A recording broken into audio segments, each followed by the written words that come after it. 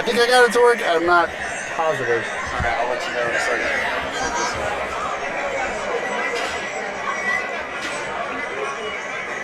Yep, I'm on it. All good? Yeah. I'm going to put this on the left There's like side. 3 streams that popped up. Oh, really? People will figure it out. Because of the time change? I think so. That's what I said. All right, just tell everybody sorry. You got Leo?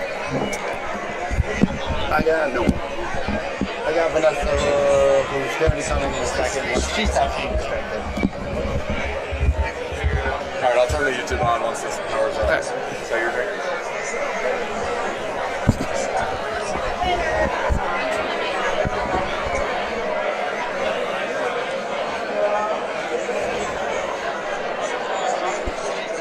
All right, everyone. Thank you for joining us. Sorry, we had a bit of technical difficulty early on. I'm Aldo Tomic. Welcome to the 2023 Aldo Della Croce tournament here in the Italia America Bocce Club in St. Louis on the historical hill. I'm here with Dave Hoffman. Hey, Dave. What's up, guys? How's it going? None of this is possible without him. Vanessa Gripples will join us in the booth. And right off the bat, first game of the night, we have a hometown team, the Salsiccia Train, versus Heron Bocce Club. So a crosstown classic right off the bat. So we'll get into a little more details soon. I want to bring you guys the action right away, and that's exactly what we're going to do. So that's an opening point, I believe, from Brad Thayer. Excellent player. And first one from Heron Bocce Club, Sales.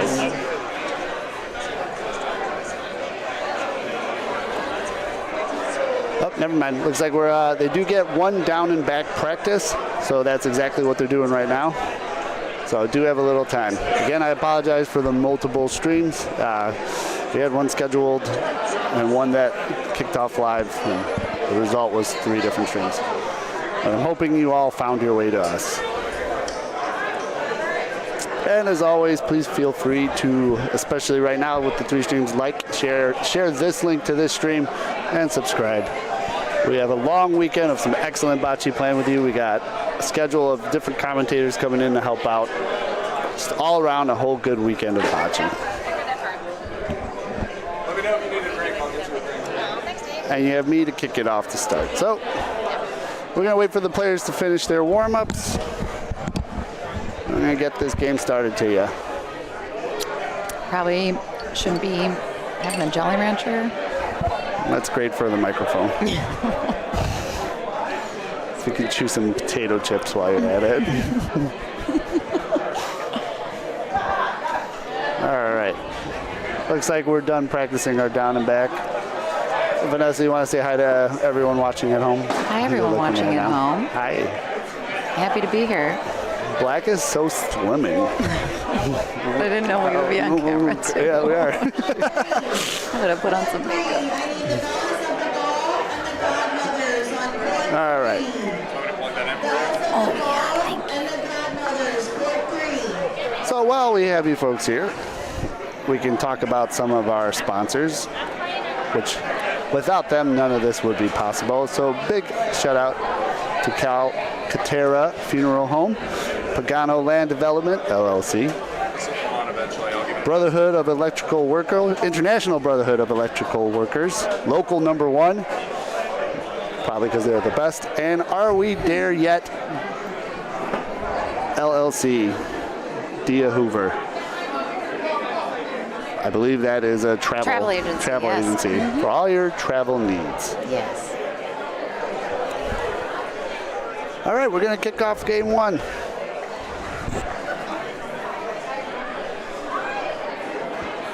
Going to pull up rosters here for a little bit. It's Heron Bootleggers Club versus Salsiccia Train. Let's try to say it in every way but the correct way. Gotcha. So Salsiccia Train consists of IABC Club President Dan Drago, Cameron Clifton, Vince Mancuso, and Brad Thayer. All below average players. No, they're all phenomenal players. And They're all Heron, wonderful. And they are all wonderful. Dan, big shout out to Dan early on here. Absolute gentleman in helping us get this on. That was an interesting roll there by that guy. I have to pause for a second and see that one again. I think he's a bowler. No, I didn't catch it in time. Definitely just saw a bowler's roll. He did the two-handed, I missed the release. trying to Rafa. You'll see it in a second. There it is. Oh, yeah. He's doing it again. It works. Look, it does. You know what? Everyone has their approach. That one's not going to work for very long. Got it. Well, If he figures that out, you let me know. I know, that's true. And then Heron Bootleggers Club. That's a different Heron. Here we go, Jeff. Jeff Kurtz, Make It Hurt Kurtz, Donna Ayers Kurtz, Dan And Gail Bochman. Bakeman. Bochman or Bakeman? It's German. It's German. Yeah. Bochman and Gail. Dan and Gail, America's Sweethearts. So it looks like Salsicha Train is going to jump out to an early lead. That's Cameron Clifton, I believe, rolling right there. Nice and easy roll. So I believe Salsicha Train is going to start off with the first 4 points. And the call is 4. So, and you tend to see that sometimes in the first games of the night after everyone's kind of been amped up. And had a big meal. It's a big meal. You got gravy grumbling in your tummy. And then you try to roll out there. You got all that sauce burping up. But usually, too, a lot of times people are just more excited to be here, and it takes them a second to get ready to play. And you will see very loose frames usually in the first games of a tournament. I believe that. I've experienced that. I'm guilty of it every time. Here's Vince. Oh, beautiful shot. Yeah. Yeah. I think other than Highwood, which have won it the last 3 years running, Salsicha Train's probably a heavy second favorite for this. Absolutely. Absolutely. They had a far run last year as well. Who eliminated them, Vanessa? Lovely. Oh, wow. Look at this little kiss and replace, huh? I think that did it. That did do it. That's As enough work. Works in dating and in bocce. And this is a thinker ball. Do they shoot or do they point? I would point, but Brad's hungry. And unfortunate kick. Yeah, unfortunate carambola, but. To Brad, that happened. Oh no. I'll save that joke for Thayer. Oh. I'm here all weekend, folks. Everyone has to hear us snort. Oh boy. All right. I believe that's one of the Bachmans. Dan, right? Is Dan and Gail? Yeah. Let me triple confirm. And another pretty good, decent point. So it looks like they're settling down a little. Yeah, Dan. I'm just going to guess that's Dan and Gail. Because I think it's... Yeah, we're just going to go for it. She looks like a Gail. And Vince is going to try to beat that point. His opener was pretty good, and yeah, that's going to be enough. So Salsicha Train coming out strong early. Oh, that is definitely a Gail.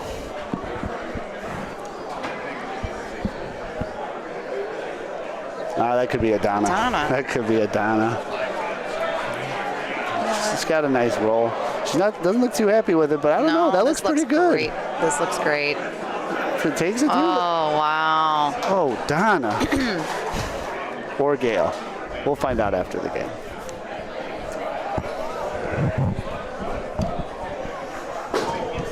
I believe they're going to call here for the shot from Brad. Yep, and as I say, he lines up. And a rare miss from Brad. Let's see if we can see if he did anything different there. That looks like a little early release there. Nothing that Brad can't hop out of. Excellent shooter, excellent player. Though, Heron Bootleggers on a chance to score right back. It's got to trickle in here to give it a chance. It's going to be just one. Dan's holding up a 1. I believe the call is 1. 4-1. So a little missed opportunity there for Heron Bootleggers. Let me change that name for you guys because it just says Heron.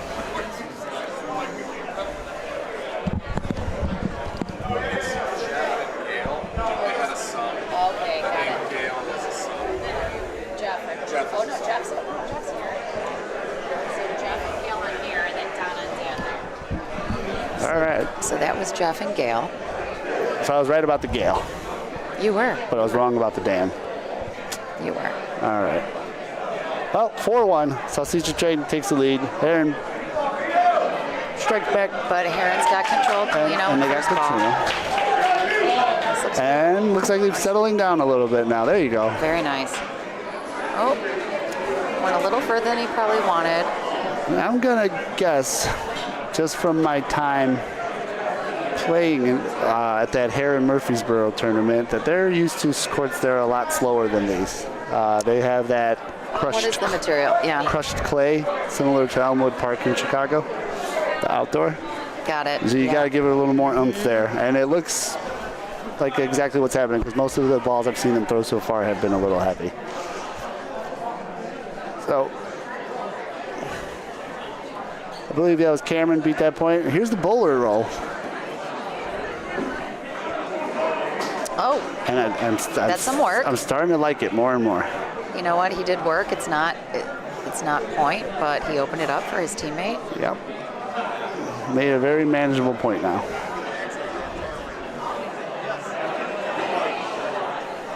Very. All right. This looks like that's going to make it. Actually, he's going to be pretty happy with that. About 16 inches off? Maybe 18? Okay. Judging by Vince, maybe that's more like He says 20. it's somewhere from between my left hand and right hand.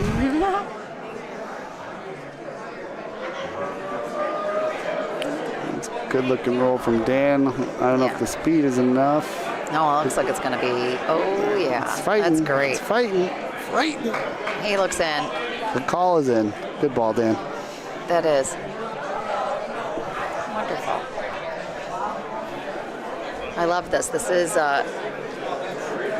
very methodical, conservative approaches here. Thanks, Michael. I wanted to be extra greasy tonight. Extra greasy. I wanted to, Oh, the stash is perfect. for Dallas. Get ready. It's for tonight. It's And for for this the- weekend. Don't you even tell me. It's otherwise. whoever's looking for a good time. All right. Oh, and he that's snuck in. That's a nice in. looking ball. You know, I was watching both these dudes in warm-ups, and they looked very good, and as they should. And you don't want to, especially you don't want to pull a house team first game of a tournament. And this house team at that. Right.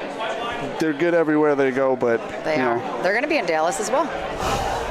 And the call is 3. I believe that's 3. Yeah. So Bootleggers regained control, lost it on the next frame. Salsicha in very much control right now. Games are to 10 or 12, Vanessa. I can't remember. 12. And then 50 minutes if not. All right. I'm interested to see where Vince rolls this. He's been rolling deep all Deep. practice, and Yeah. not much has changed. No. Which I think is a smart play against people that aren't familiar with the courts. 100%. It's going to be harder for them to get their speed. Yep. And not only that, and line and speed, but obviously speed is more important. What a ball. I mean, that's wonderful.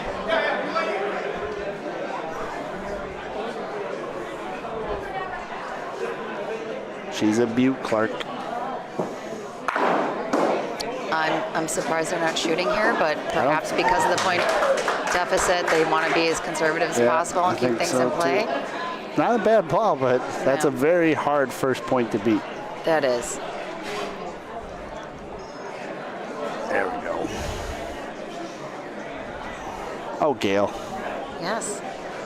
Great shirts, too. I like the she line. might She kiss in did it. place. She did it. What a ball. Wonderful. A woman after my heart. Gail. Gail. So they're both behind. I'm interested to see if they're going to shoot or point here. And all else fails.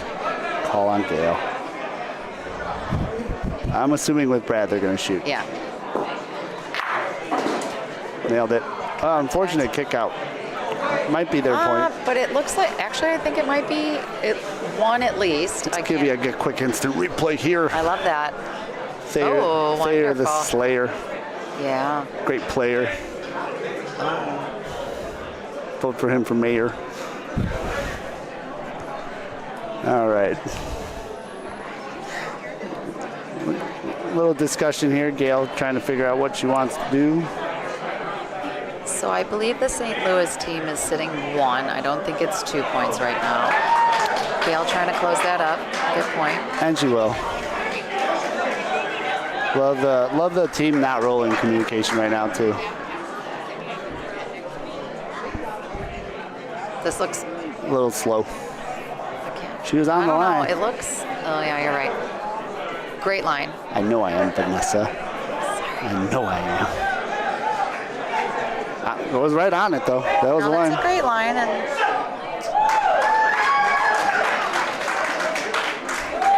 he's gonna come from the side. Can't necessarily tell right now. No, he's going straight. He's going straight at it. See if he can cut through some of that noise. That looks pretty good. I think this court goes a little right, but if the speed is good, he's fine. Is it heavy? Is it heavy? It's got to stop. It's got to stop. Oh. All right, this is tough. So Rough. Sausage Train can put this game away if it's to 10. We marked it round robin game to 10, but honestly, I can't remember. I'll confirm with you.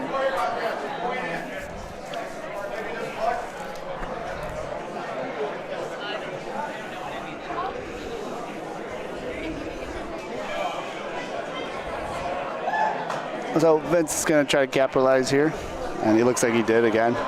Oh. Oh, That no. might be a little fast. A little too much spinny from Vinny.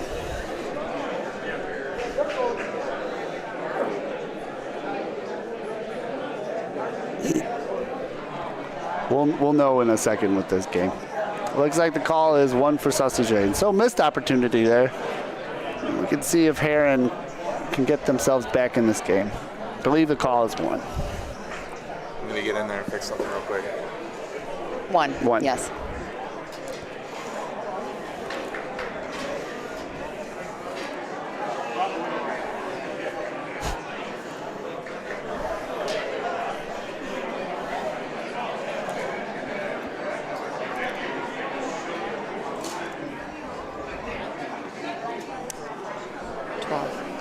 All right, games are 2-12, so.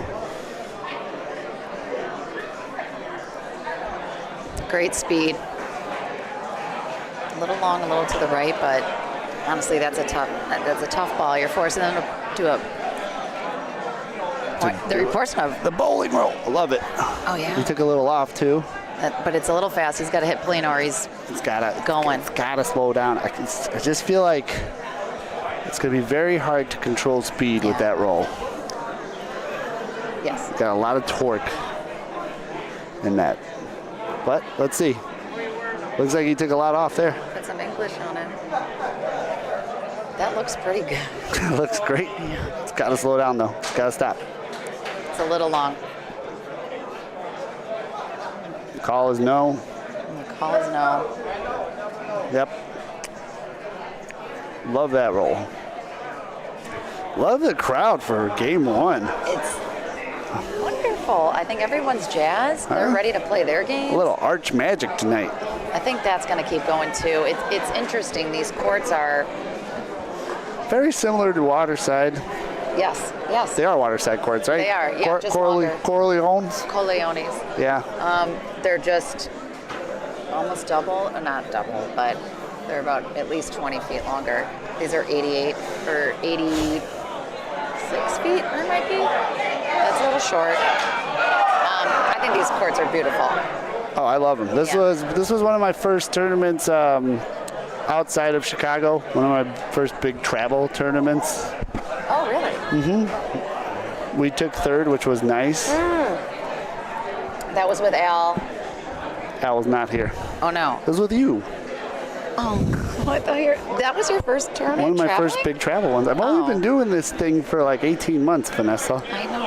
I'm just around. Well, you did Vegas.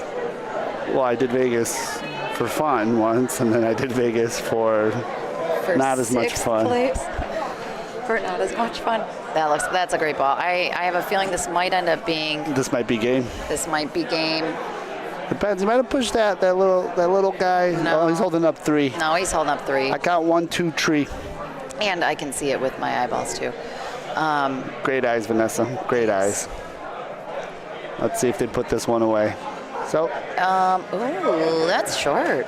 That is short. Oh, it's trickling though. It's trickling. Oh. Did it trickle? It trickled enough. Did it trickle? That's All right. okay. So a dominating performance by Salsicha Train. Yep. 12-1 on Heron Bootleggers. I feel like Heron, they only have their outdoor courts. They're probably used to slower courts. Slower. You could see with all their balls were long. I think tough pull for your first game. It is. And I guess with any team. And then just great job by those fellas. Oh, absolutely. So. I mean, they're a force. They're a team with some targets on their backs, right? Yeah. So we're gonna wait and see what our next game is going to be. Hi, Vanessa. Hey. What do you like about this tournament so much? Outside of playing the game of bocce, which I love so much, it's all the people. I'll say that every time. It's it's the smiles that everyone brings me when I see them, and some I haven't seen since the tournament last year, and it's just a delight. There's great energy. There's lots of fun cast of characters. Everyone loves the game, but they also love the social aspect of it, and the club is it's beautiful. It's absolutely stunning, and it is not a far ride from Chicago, and too. it's not a far ride or a train ride. So if you haven't been down here, I highly recommend. And they are talking about expanding the team cap for next year. Oh yeah, so good. Would probably add a day to the tournament, I would assume. Or they could start this earlier. Yeah. Don't start at 7 o'clock at night. But I think the tradition is the dinner leading into the tournament. Which is very nice. It is very nice. I mean, because 90% of the time I forget to eat on day one of a tournament. I ate this time intentionally. I'm very proud of you. And I think that that whole banquet room was fit for a banquet. I was going to say filled and packed, and I said pilled. But yes, no, great turnout. There wasn't an empty seat. Yeah. I had to eat in the bathroom. there were no chairs. Oh my God, I love it. There were no chairs except for the toilet. Except for a throne. Yes. All right, so we're going to try to get the information of the next game up on Court 5. Yeah. Thank you all for tuning in so far. Yes. Before I let you go, again. Are there people, is this what I'm supposed to be looking at this, huh?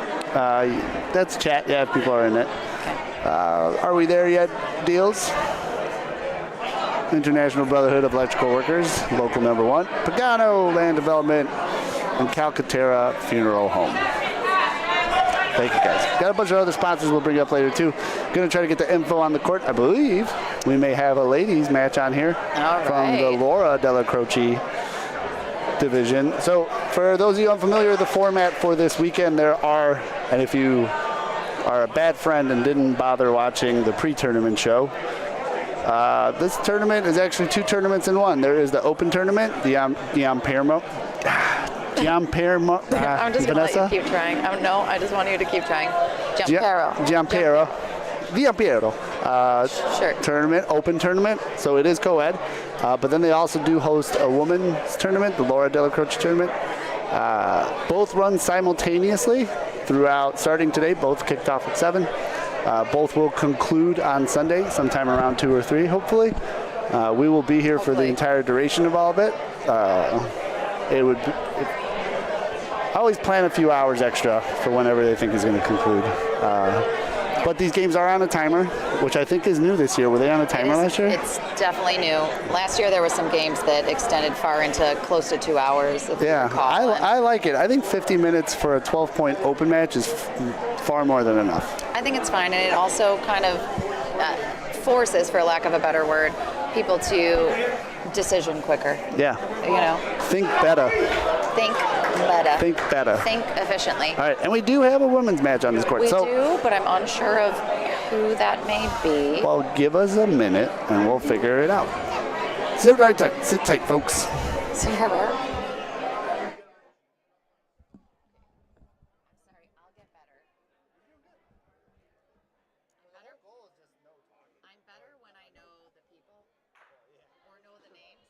think we just need to figure that out. I also I'm watching the.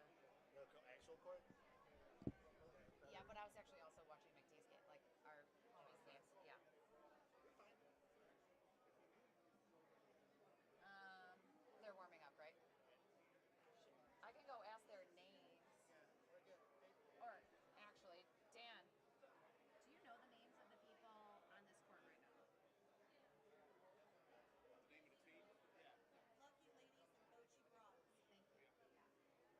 Lucky Ladies. All right, Carmen, Joanna, Amy, Maria.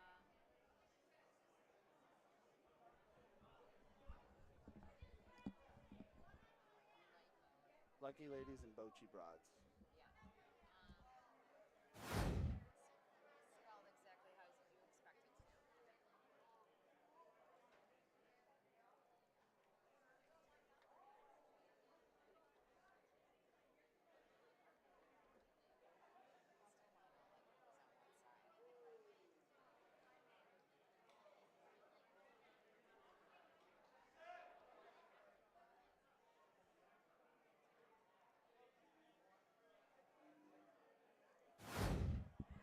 The audio's still on.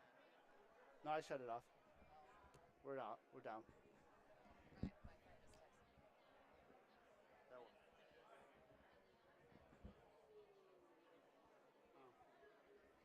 Shouldn't be.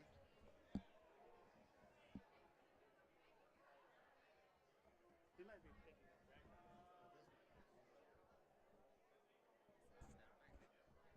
They're on a delay.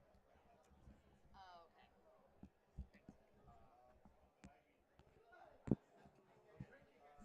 So Lucky Ladies. There's red shirts and black shirts. Do they have big switches or Lucky Ladies is red. That's all I need to know. All right. The red is Lucky Ladies. So Christina, do you want to look at them? Yeah, in a second.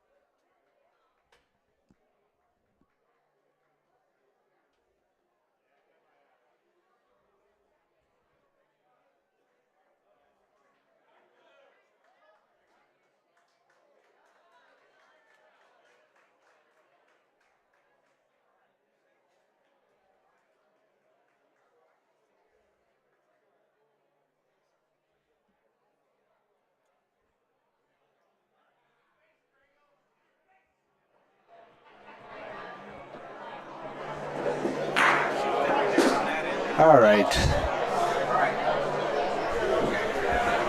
We are coming back with our next game of the evening. Gonna give a quick shout out to some more of our sponsors.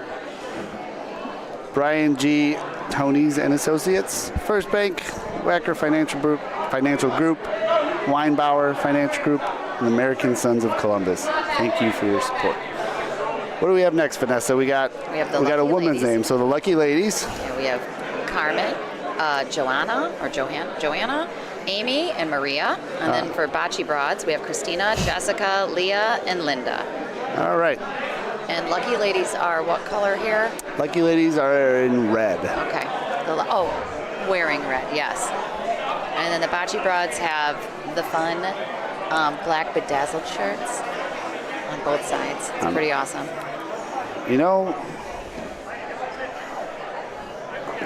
well, maybe not both sides. That woman's not.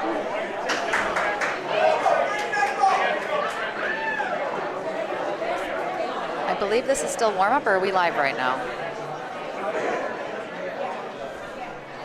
I believe we're live. I don't think so. They should be down and back. Oh.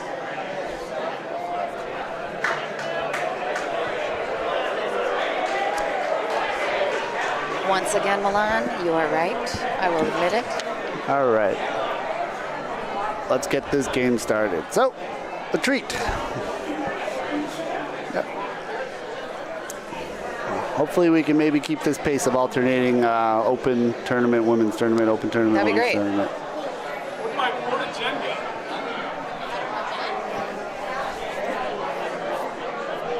And again, for anyone watching that might be playing this weekend that we haven't had a chance to talk to, if you're in the tournament, swing by the booth so we can get to know you, get to meet you. That way we can talk a little bit about you on the stream. Looks like the practice is just wrapping up. See if they did the coin flip. They're shaking hands. Let's keep it clean.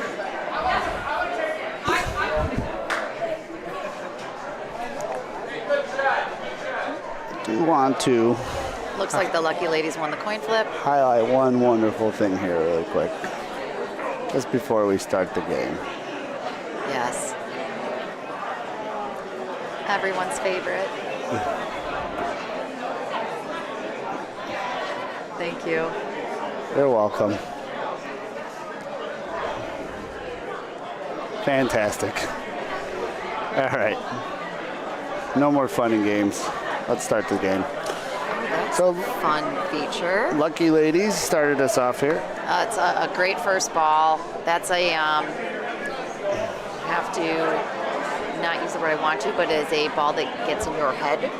Yeah, right out the gate, huh? Yeah, it's about 14 inches off, but it's very hard for the opponent to see how you can get around it from their vantage point. Yeah. There is a nice Brandina here, though. There is, though this But if you're ball not familiar with it and you don't use it, there's a very nice one. However, we might get a little bumpity bump. And that's for two. Well, it's just for one. Potentially two, but I think it's just one. But blue is in. looks like these bocce broads know what they're doing. They do. So it's just one. Okay. One's a call, but that's a good second placeholder. That is great on both sides. So I'm not sure how many knockers or hitters there are on this team. Okay, don't give me that look. So an interesting thing I learned, especially from a lot of the Kansas City players, is they say none of them shoot. No one. No, they're all about the precision pointing. And look at that net point and replace. Honestly, you're keeping it in the conversation. I mean, it's like I can fortune tell. It is. If I could do that, I wouldn't be in crippling debt. Just kidding. Milan, how is our team going to do this weekend? I hope we do well. What does your fortune telling tell you? This is, ooh, My fortune telling tells me that we're going to compete. I love that. Wonderful. I know that.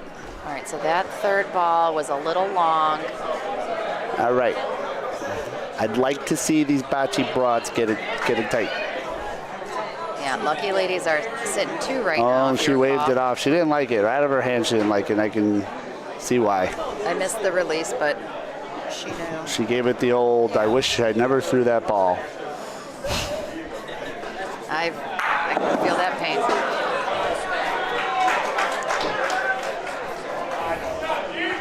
So, still though, only sitting one for the lucky ladies, but they are threading the needle there. Their lines are very good. I think they're sitting two, actually. They might be. They are. If you recall earlier when I thought it was two blue, but it was only one, because that front one was holding. Yeah.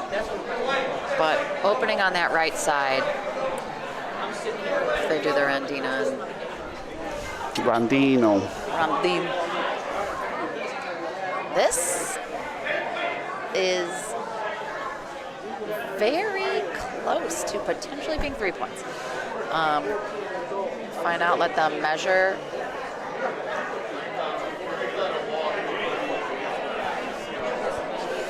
It looks like it's looked like they're all agreeing that it's three, but they're picking up. Yep. Okay. All right. So 3 for the lucky ladies. Yes.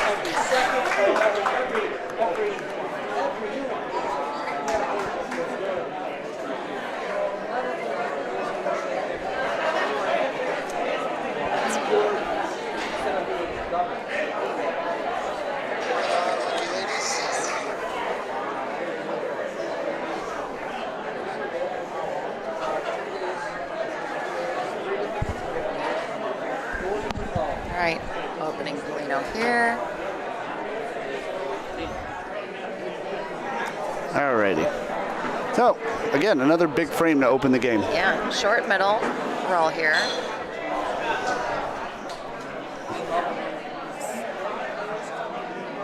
Just giving it the... Great line, a little long. A little spicy.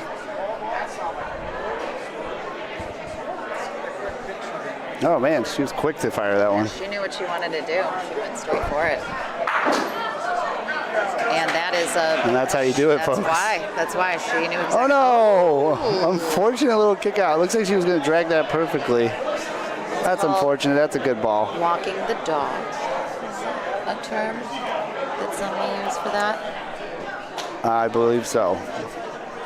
However, the dog went a little It's also straight. a cool yo-yo trick. Yes. You know, I ain't mad at the pace that they're playing right now. They are not hesitating.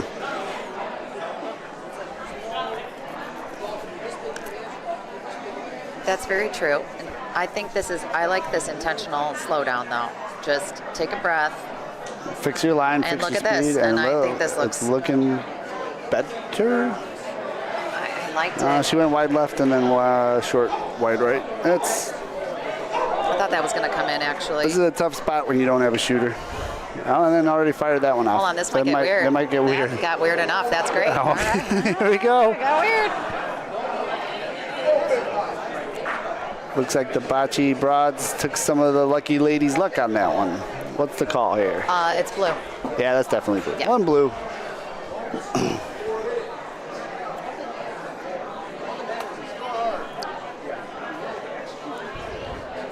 So I'm interested to see this without shooting. Do they do a hard point? Like, I'm interested to see how this is going to shake out. She's coming to check out the court. She's going all the way down. She wants to check the lay of the land. Can we do that? Normally, no, right? Normally, no, but I have not read all the rules. But I'd like to see someone stop her. Yeah, no. So what's interesting here is the other team is, I believe, are they out of their balls or are they 3 down? They're out of their, so blue team is out of balls. So it would benefit and behoove the lucky ladies to just kind of. There's the setup here. There we go. Great. And we Great got. Simon. So when you're sitting in this situation of ball advantage and you have 3 balls to figure things out, Blow it up. blow it up. Blow it up. Why not? Take 2 stabs at it, quite frankly. We'll see how the first one goes. But you have 3 balls to figure this out. Because pointing into this is going to be incredibly difficult. Maybe it would benefit you. You're not going to be able to to outpoint this. I mean, no. You'd have to nudge it perfectly. Well, she's going to give it a shot. So you know what? is. I'm going to keep You know because what? you know what? She's going to shut me Prove up right me here. wrong. Yeah. I want to see it. I want to see it. Show it to me.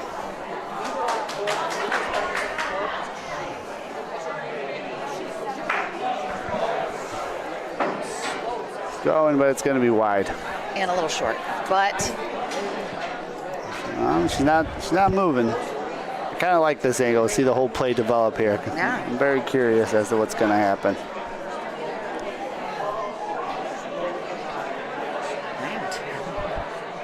oh, this has more speed. This can get. Oh, The line is nice. this Milan. It's not going to make it. Oh. I got excited there. Let's see, one more attempt here. This is dangerous. Not really too dangerous here, but I mean, honest, it's not. If you're not selling anything. no. This might get weird. Not gonna weird happen. enough. All right, one for the bocce broad. Yeah, because that other one was holding. So Yeah. worst case, I don't even think they could have sold it. You Sold that are second one. correct. You're calling one. I see one. 3-1. This is fast gameplay, or faster. All right. We got 2 frames down in about 10 minutes. Pretty good. Even with the consult. And the walking up, yeah.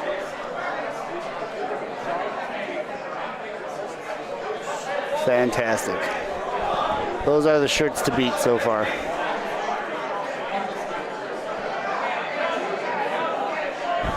I concur. Why didn't we do Bedazzled? Next year. Blame Donko. All right.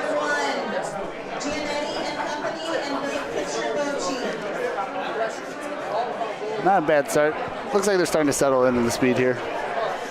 I think we'll see that a lot from the first games of people here. Again, yeah, first game jitters. It's always going to happen.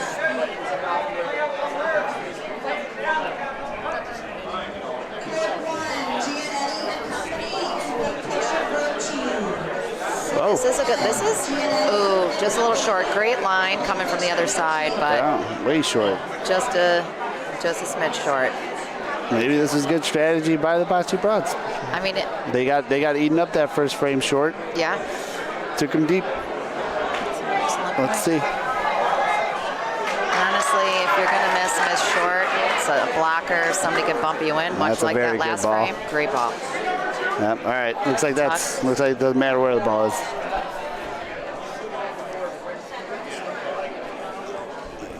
Back to wide.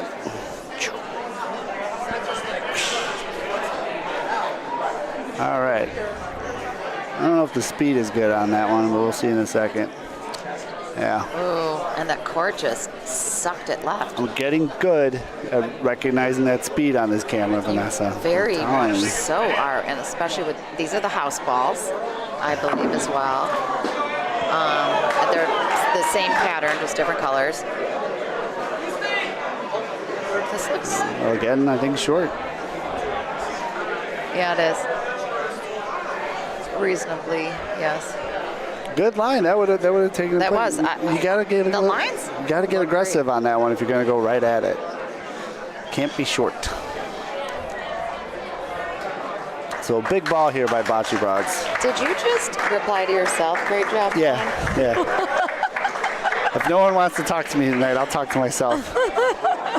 Milan is commenting to himself on the broadcast. So if anyone wants to make him feel better, please participate. She tried going off the wall, but hit a little too early, clipped her own ball. That might save a point, though. That's definitely saving a point, but that red is still holding. Yeah. They're going to have to come from the side. And she's telling her that, too. Come off the wall. And this is where not having a shooter kind of hurts you, because I don't mind maybe trying to get a Polino shot, and the miss is clearing that front blue ball out of the way. Oh, this Too late. might bounce. Oh, no. Uh-oh. Spaghetti. Al dente. All right. Let's see if these lucky ladies can capitalize.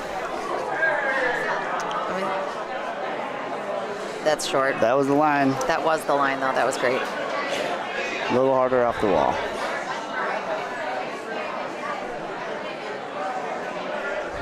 And it looks like our friends Just won 12-6 American Bocce Co. versus not sure who. Obviously, I only know that because Alex He looks happy. owns all the equipment we're touching right now. So final call on our frame there, I believe. It's four. They got so they only got there. one on that one. Always nice if you leave the other team with 3 more balls and then they only get one. I count that as a win. That's a win. Absolutely.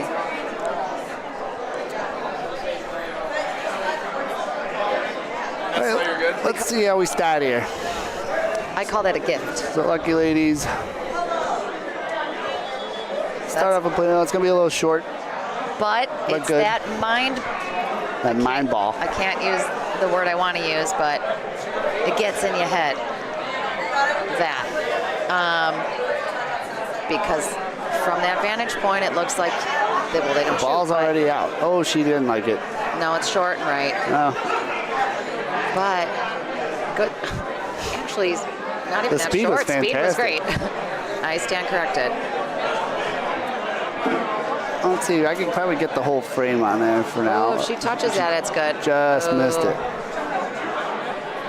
I am. I'm going to try to keep, since it's so short on this frame, unless they move Polino, I'll probably just keep it right there for you folks. You can see me and Vanessa in the murder box. Murder box. Yes, with the police line. I keep thinking that statue is a little child behind us. We always try to box ourselves out. It's been trial and error doing these broadcasts. So we always try to. Looks like it's going to be effective. We always box ourselves out now, trying to, maybe caution people to not. This looks like it's going to be point. That's a great point. That's a great ball.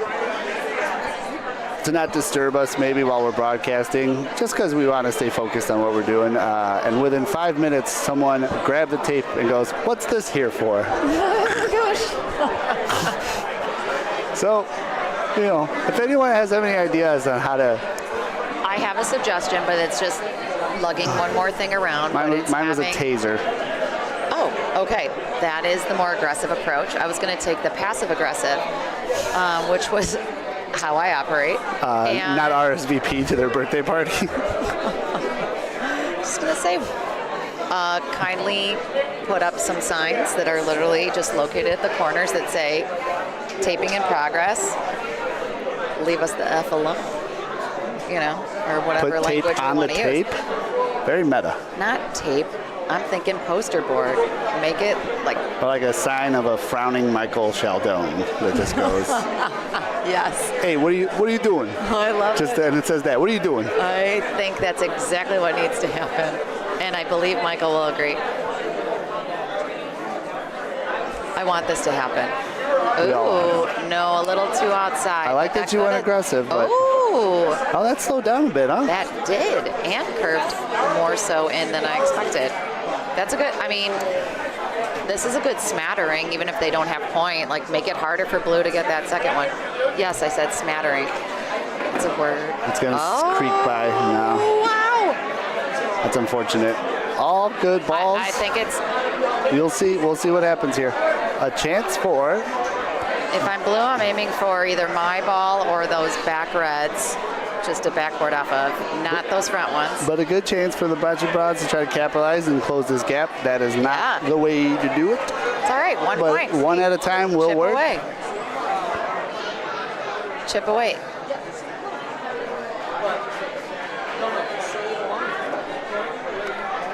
Two to 4. Bocce Broads regain control of the Polino. Going to continue down our sponsors list. We got On the Hill Auto Art, Richard J. Lisinski, LLC, attorney at law, Bartolino's Family of Restaurants, Menji's Law Firm, Edward Jones Investments, Guido's Restaurant, and the Daniel and Henry Company with Gin Rubisam, Insurance and Risk Management. Thank you all for your sponsorship. Without you guys and all the other sponsors, tournaments like this wouldn't be possible. So thank you. It is always much appreciated. If you are in the house, come on by and correct my pronunciation of your business. I promise you I'm not trying to butcher it. All right, so Bocce Broads maintaining the lead. Little long first ball. Definitely seen a variety of Polino placements in this game so far. I don't think I've seen nothing too egregiously, nothing long. The last one, this frame was long, going down this way. Was it? It was where she just pointed.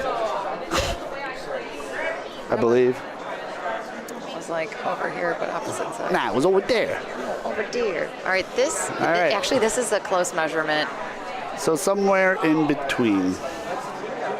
This is a close measurement, but also my eyes may deceive me just because of the lines on the court. Yeah. But it looks like red is in. Let's see if you put a gun to my head and said Vanessa was in. There we go. I'm gonna. Yep. Okay. I'm living. The call is to put it closer. Yeah. Let's see if we can execute it. Great ball. There you go. She had it. She had it all day. Great line. All right. Great speed. And we're seeing them tighten it up a little bit, which is good.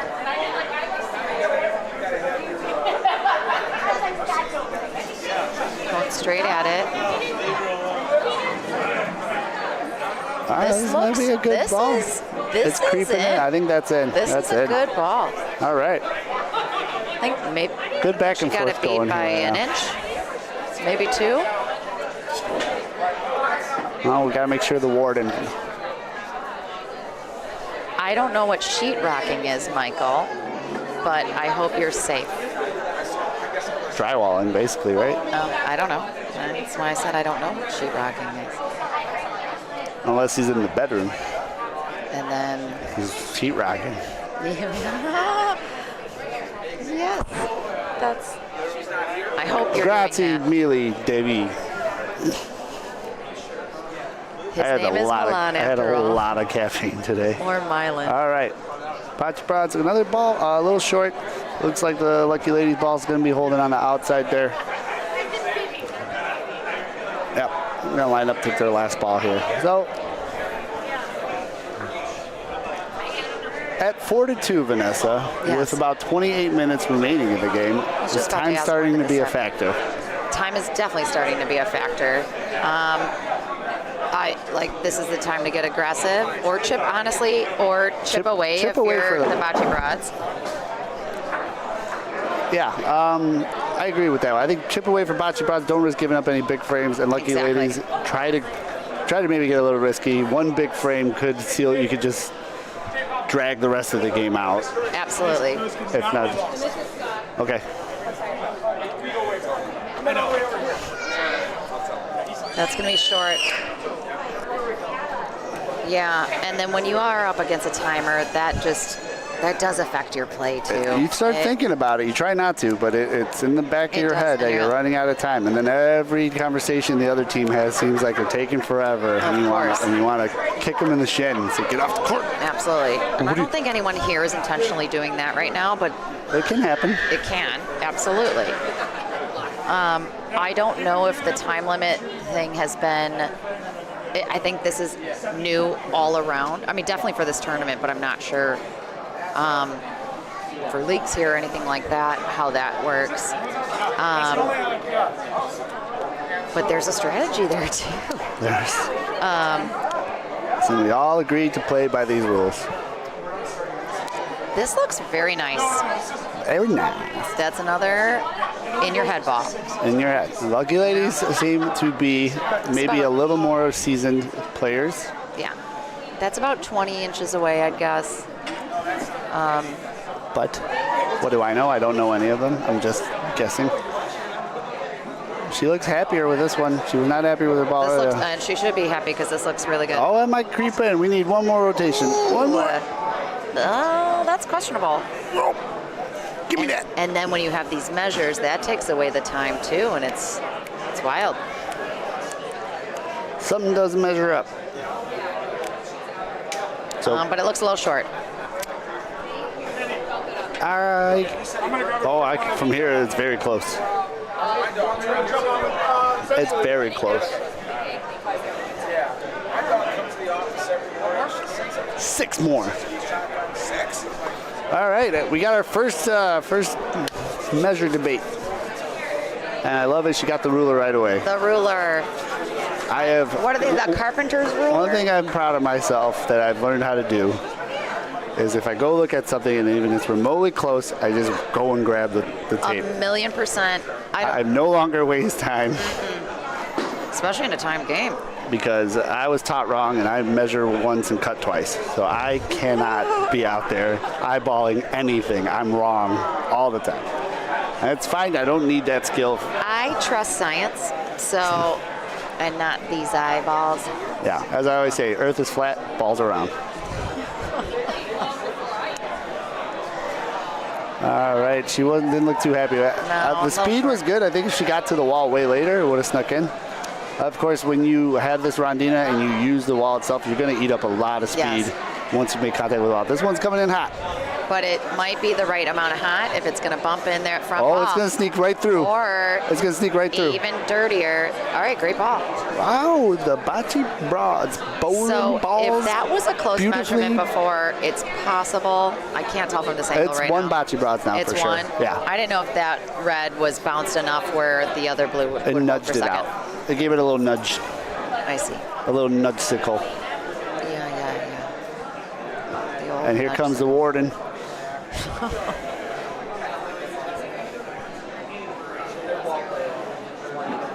She's the captain for sure. For sure. With authority.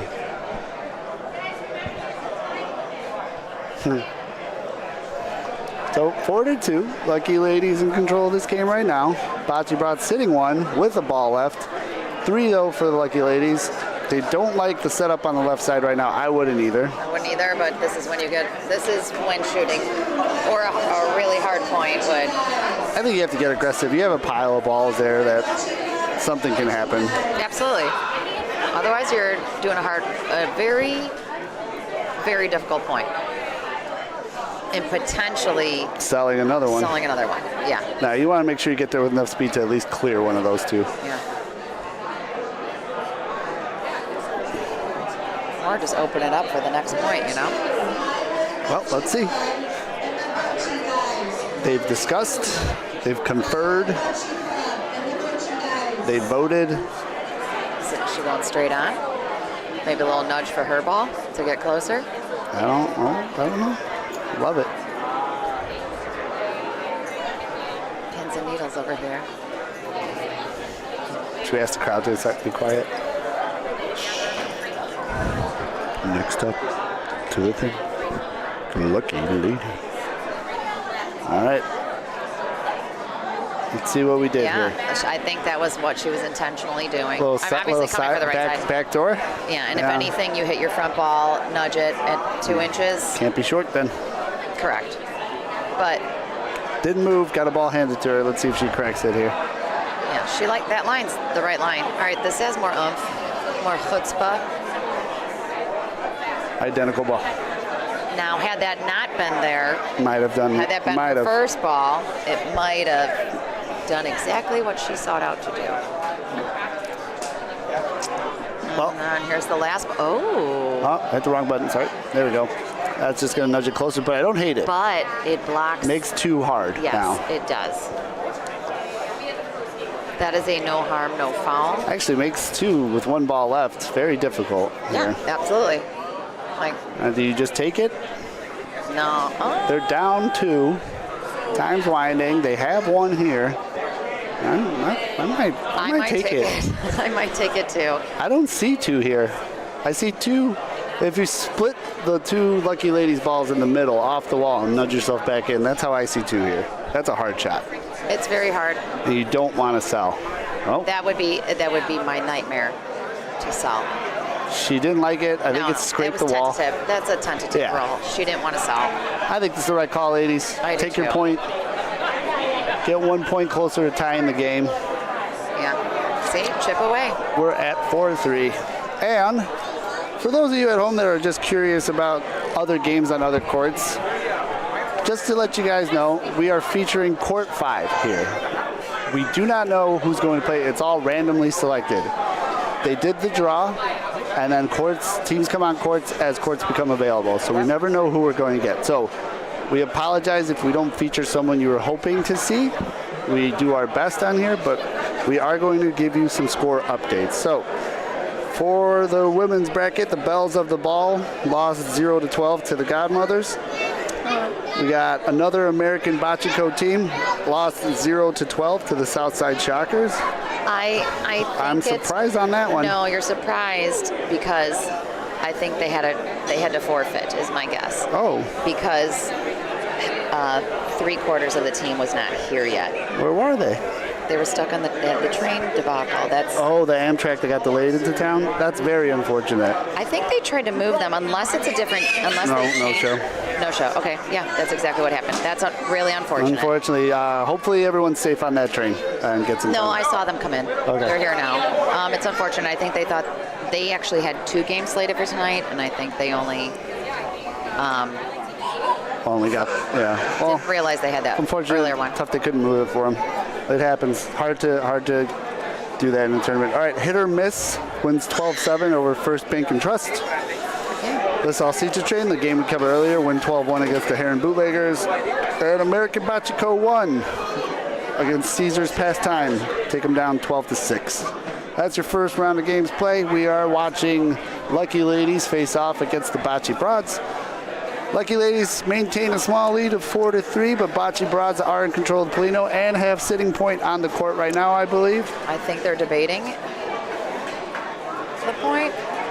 We're gonna get the measure. Yeah, We're gonna get the they're calipers. This is called a carpenter's, right? It is a carpenter's Look ruler. at that, which is something I've not seen. I mean, I've obviously seen one, but not for use in a bocce. Jesus used one. Jesus played bocce. And then some other dudes after him, and that's about it. I haven't. My grandpa used to use one of those. Oh, we called it Lucky that's a Ladies, but twofer. that's a 2. Oh, actually, I think it's just one. 1 for sure, maybe 2. They slipped. Oh, this one just took off. All right, All right, Bocce Broad's sitting point right now. they're back at. This looks nice. That's a nice looking ball from a nice looking lady. This is a very nice ball. Wow. Creep. Oh, that's a great ball. Wow, great ball. Ooh, yeah, very good. They say go and get it. Now, I would take that same exact line and try to backboard. Looks like that's what she's thinking of doing. Yeah.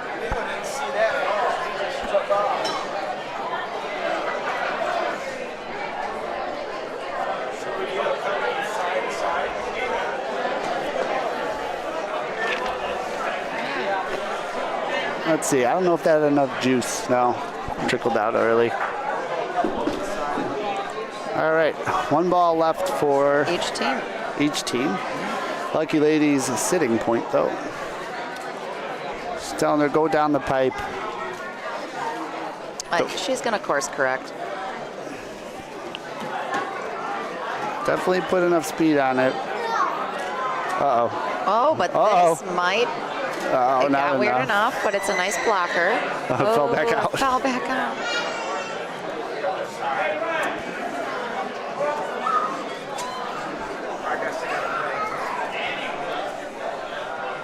All right, can the Lucky Ladies get 2 here?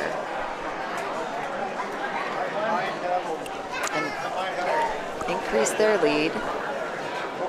Yeah, this is going to be a big ball. I don't think that one's going to do it it. unless more. Nah. Oh, Oh, no, that blue's going to no, hold. that blue's holding. Call is 1. Lucky Ladies regain control, go up 5-3. This is. We have 17 minutes left in this game, so I would call about 3 frames. But, How did you? Oh, there's a timer. Yeah. That's new, huh? hey, I mean, I know time games is new, but I didn't realize that they had the timers above the scoreboards. so, Wonderful. all right, let's see if Lucky Ladies can close this away. I think another win frame for them would up their percentage of possibility of winning this game. It's been no big frames in this game. I think 3 off the bat for the Lucky Ladies, and Yeah, then and it's that's been one little since. death by 1,000 daggers. Is that what the term is? Death by 1,000 cuts. Cuts. Daggers if you're, I don't know, medieval.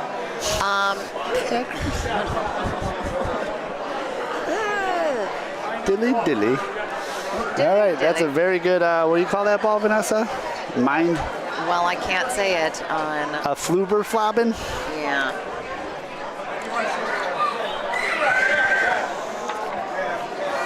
All right, hey, I like this. If it doesn't hit this ball, if it gets around, it is a good looking, It's gonna get around. It's gonna, that's in. yeah, just enough in. What a nice looking ball. Claro. That for sure is in. Yeah, they're calling it. She's just giving her a line right now. For the warden. I love her. So we're probably averaging 5 minutes a frame with 16. So we got at least, I'd say 3 frames left, Yeah. unless there's some Unless there's some measuring, contesting. hoopla out there. Hoopla.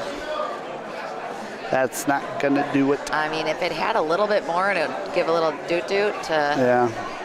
yeah. Now it's gonna be Hi, different. Courtney. Hello. Miss you, baby. No, we have USBF record holder Courtney Strickland on the stream. Yes. What an honor. Women's precision shooting. Would love to know when her calendar comes out. Yeah. All right, so I think she might do the nudge that she was. Oh, this actually is going to get around and potentially point if it's. I think it's gone. Yeah, didn't get enough down there. All right. So Milan, Yeah. do you take the same line? Like, do you take that same side, or do you try to block up on the other side? I like taking that same side. This That might have done got weird enough. That looks like point. it. Yeah, I think they're calling it too. Very fortunate roll there for Lucky Ladies. Didn't look like that was going to work, but It did, but balls around. Physics is undefeated. So now Bocce Broads. they have 3 balls. They can They got to just nudge that one. Does this have the right amount of speed to do that? It has the right amount of speed to nudge. I don't know if it's going to nudge enough. Ooh. All right, now they could be. Uh-oh, did she knock her in for 2 maybe? No. All right, stay right there and fire your I next said one. that very confidently, but I'm pretty sure. She no. put a lot of zip on this one. But this is going to hit that front one.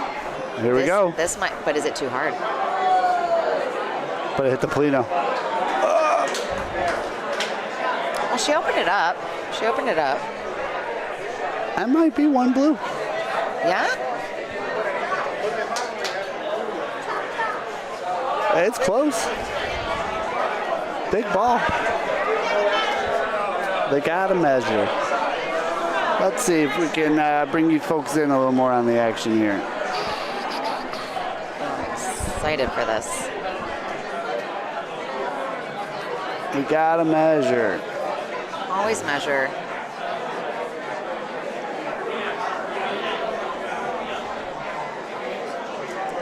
Oh, Ooh. I didn't know they were rolling. I thought they were going to measure.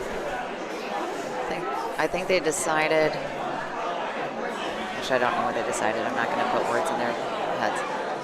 But they're going to measure now. But I think they were like, just come from this side.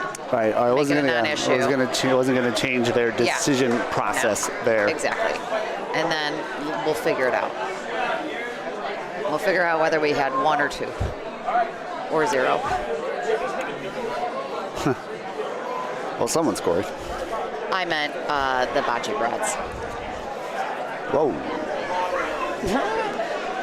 Oh. Heyo. Oh. Oh. All right. Can we change our name next year to This measurement's brought to you by Personal Space Fitness. Don't quit, get fit. So perfect. Investigation Services and Solutions. He told me not to say either Milo or Milo, and I can't remember now, but I believe it's Milo Bocce Gardens, Industrial Innovation, and Peggy Seltzer, licensed senior healthcare You have agent. great vision. There is no way I could have written that I'm good. or read that. Okay, so it looks like the Lucky Ladies got point there. Lucky Ladies looks like they got 2 there. 2. They got 7 on the board. Okay, so they were sitting 2 in that last frame. Okay, Oh, that's a devastating frame with 11 minutes left. 11. Well, there's 2 frames. If you chip away here, if I'm the Bocce Broads, I want to come out of this frame with at least 2 points. And with that opening ball, it's going to be kind of tough. It's going to be tough. Let's see if I can keep this one all in frame, because it's another shorty. And I will. And I think this is the better angle here.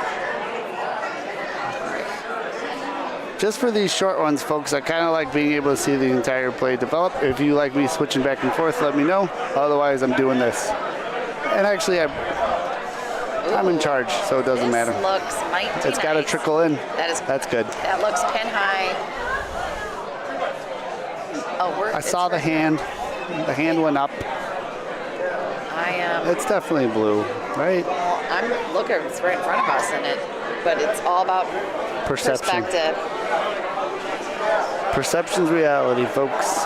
Or perspective as well.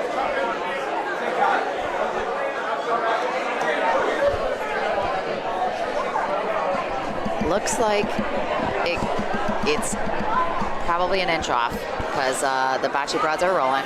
All right. This looks a little hot, If it nick, it might but nick. it might nick and bump. Doot. Oh. Oh. Doot doot. That's what I say to mine.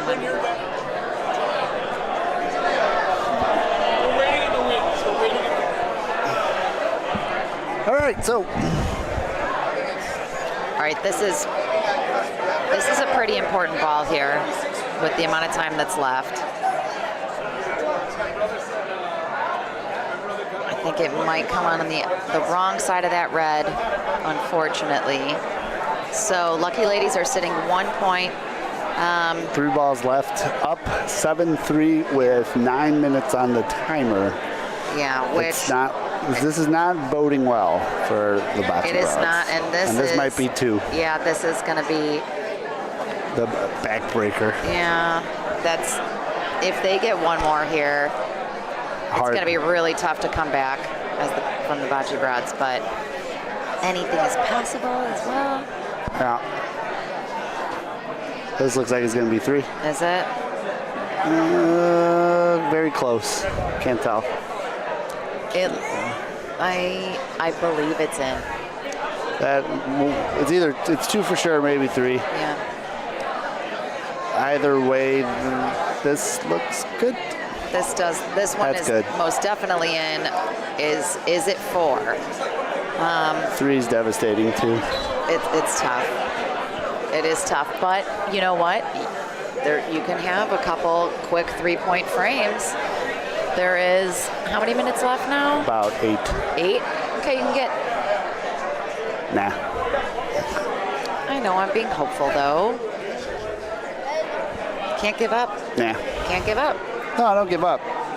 Because you never know if differential is ever going to come into play. That is true. And Right. in this tournament, it is games 1, and then in the event of a tie, it is point differential and then head-to-head. Ooh, so point differential does matter. Yes, sir. So In a what Cut away. are groups like 16 groups? 6 in a group? for the Laura, great question. Either way, Yeah, I think it's 5. in a 5-person group, I think it's 5 because there are 20 teams. there can be up to 3 teams with the same win record. So Exactly. So point differential matters. it matters a lot, Vanessa. I know. It's helped me and it's hurt me in past tournaments. Let me try to find. Not rules a good again. start later, though. Let's see what we got here.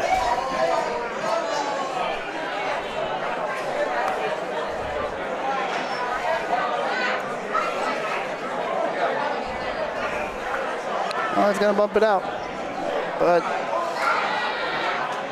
that'll do it. That's one way to do it. That was the first time I saw them try to bump a ball out, and it worked. Bocce broads now sitting 1. Score. Let me update that for you guys really quick. It is 10-3 Bocce broads trail the Lucky Ladies. Sitting 1. Both teams got 3 balls left.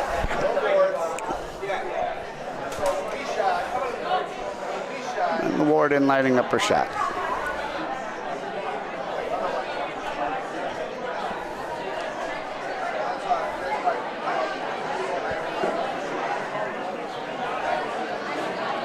That looks pretty darn good. That'll do it. Yep. Speed's great. Definitely both teams here had a lot of command of their speed this game. Yeah. Just seemed like some of the lines got away with them. Got away from them. I know what you mean. But the viewers. That's true. Hi, Mom.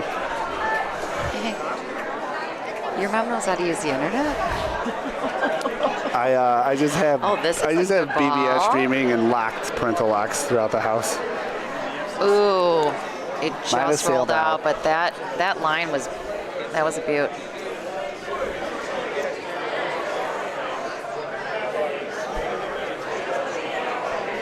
I would try that again. Yeah, you would. Yeah, you would. No, they gotta try something here. They gotta give it a little bump ski. Is this a little? Is this? Oh, Oh. Long. Oh, same. Oh. Oomph. I think I do too many Groans and moans. noises. Yes. Need to use my words. It's okay. Sometimes I catch myself on these. I breathe very heavily. That I keep moving my. Yeah, stop touching it. Okay. That's what she said. No, I'm sorry. So I have to catch myself. Sure. It's All a right. trial and error thing. So None of us went to broadcasting school. I did take broadcasting in high school. That's a great ball. Ooh. It looked. This is close, and I I believe took it's ceramics, and somehow I'm not making any potsy. I did in high school when a short film festival Award. for short film. What was the title of that film? The Great Cookie Caper. It's a silent film.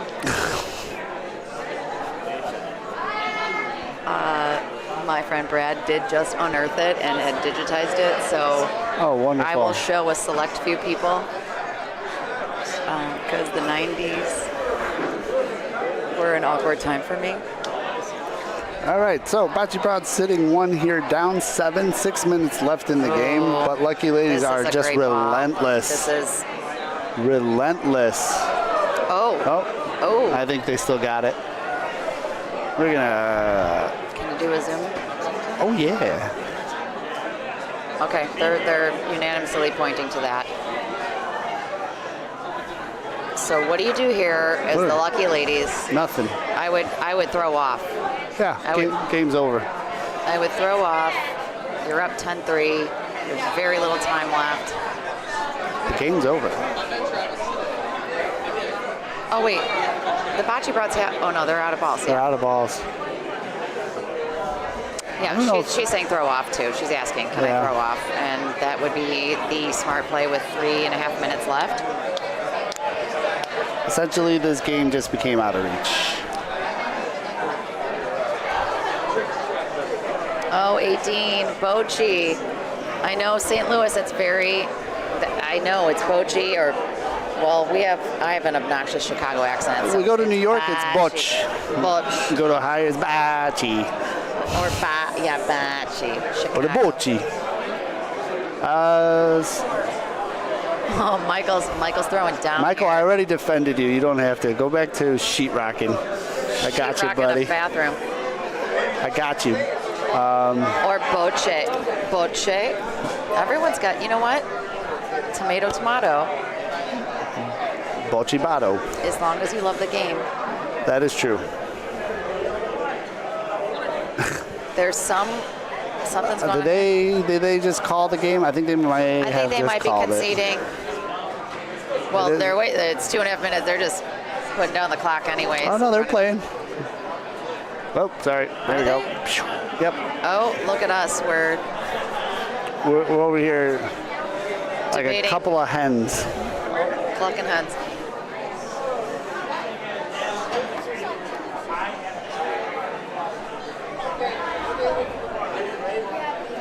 Milan, you're doing a great job technical directing.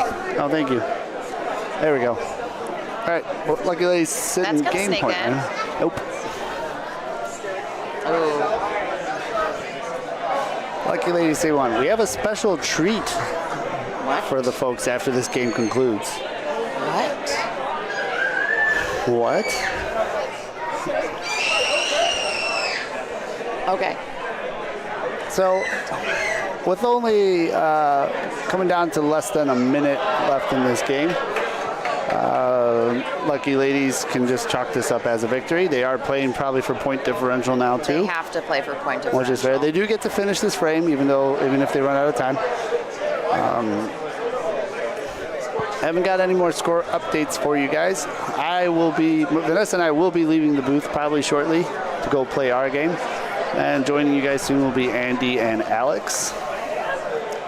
That's a nice ball by Bocce Broads. I believe that's point. Yeah, that is definitely Bocce Broad point. And you never know when that 1 point you got in a game might come into play later. You never know, especially with this many teams in the field. So I'm happy that they played out the last frame. I am too. You got to. Michael, what you spitting here? Bruce? I don't know how to do this thing. I don't know if I'm going to mispronounce his last name. Bruce Bocce said Bocce in the Star Open intro video. Did I say any of that right? I'm not sure. Looks like we got that looks in. 2 lucky ladies now. No. Lucky ladies are sitting game right now with that point. That ball This is sailing. going back to Chicago. Is that the direction? Yeah, I think so. I don't know. And I think we're going to shake hands here. Okay, we are. And a nice display of sportsmanship. So, Very much. lucky ladies dominate this game. Take out Bocce Broads 12 to 3. No bonus for scoring any extra points. Games are just to 12. For those of you unfamiliar with Alex Carr and American Bocce Co., they are one of the sponsors of the BBN. Andy Zimmerman goes around the country teaching an American Bocce core development class. It's a very good class for any player new to experience to help hone your skills. But why talk about it when I can show you guys it? So we're going to take a break and enjoy the show. Thanks, everyone.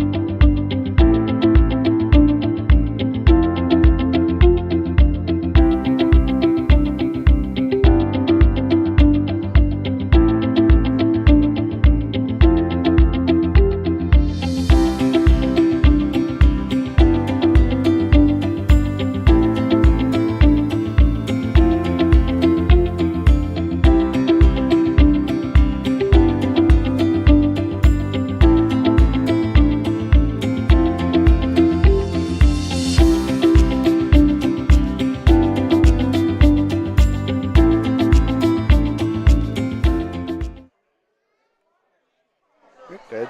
All right. Thanks for watching that. So, gonna wait for the next game to get called on this court. Lucky ladies and Bocce Broads are assigning their score sheet.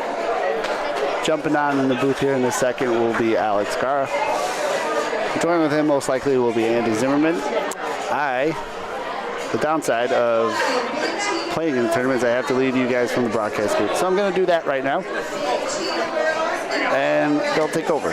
So I'll see you all real soon.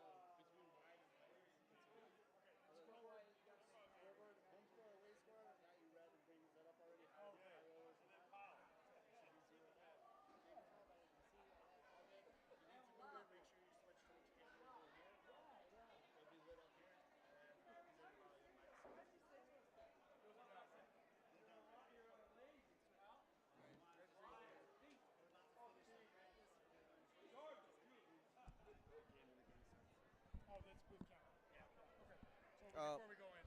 Yeah. So say this. Score updates if you want something to talk about during the game. These are not have not been talked Not been talked about? And these are the sponsors. I've gone one through full though. I haven't touched these yet because I'm not sure if these can They're not. Please, Dad. Okay. Or not allowed here anymore. That's like we're gonna do it in memory of Andrew Zimmerman at next Highwoods tournament.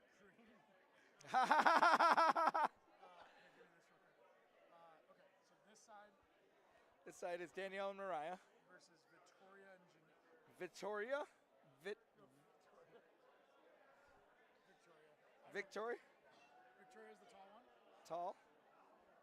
Okay, and then And then the other side is Jeannie. Victoria and Jeannie. Jeannie, yeah, and then The other side is Janine and Nicole. And Nicole is tall.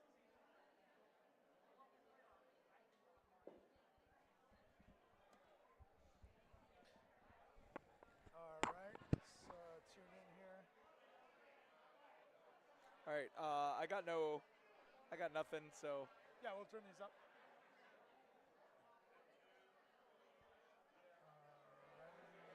is this real?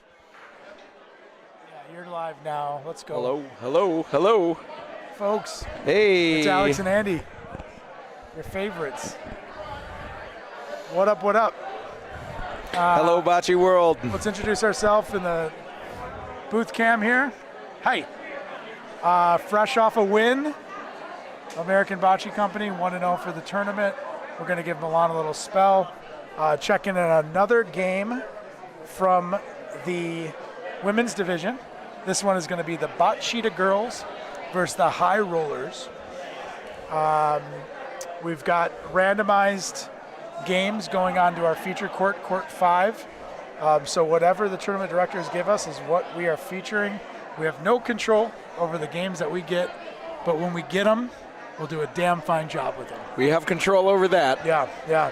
So why don't we take this off our ugly mugs and see what's going on. Hi, Mom.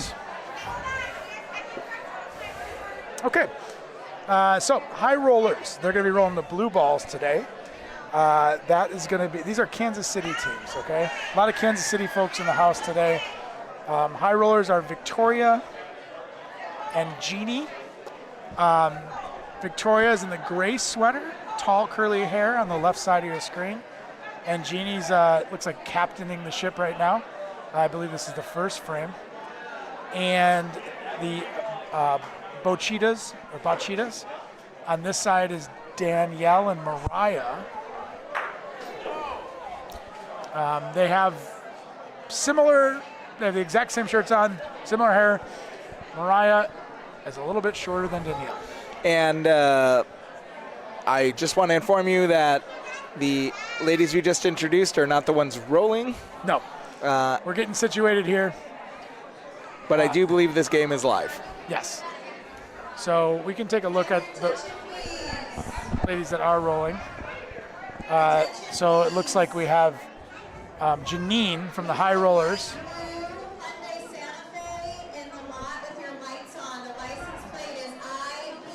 And we'll take a look.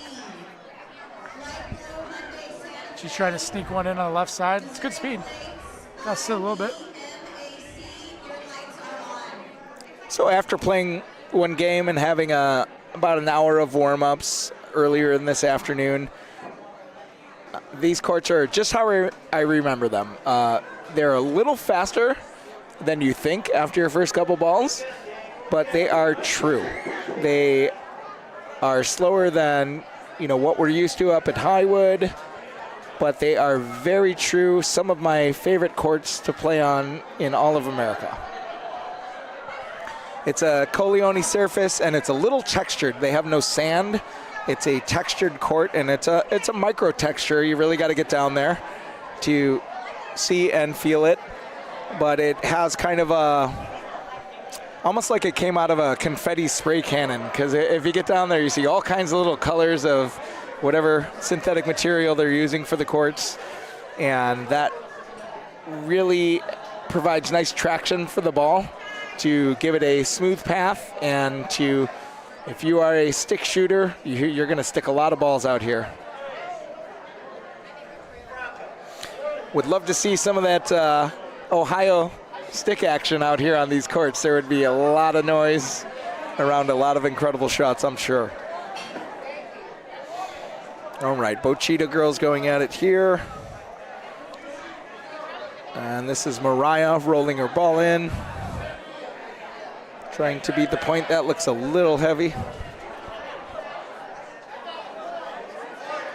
All right, so now we're taking a look at the action here. Long Polino, ball's a few feet past. I'm getting situated with the controls here. Here's the Bocchita girls.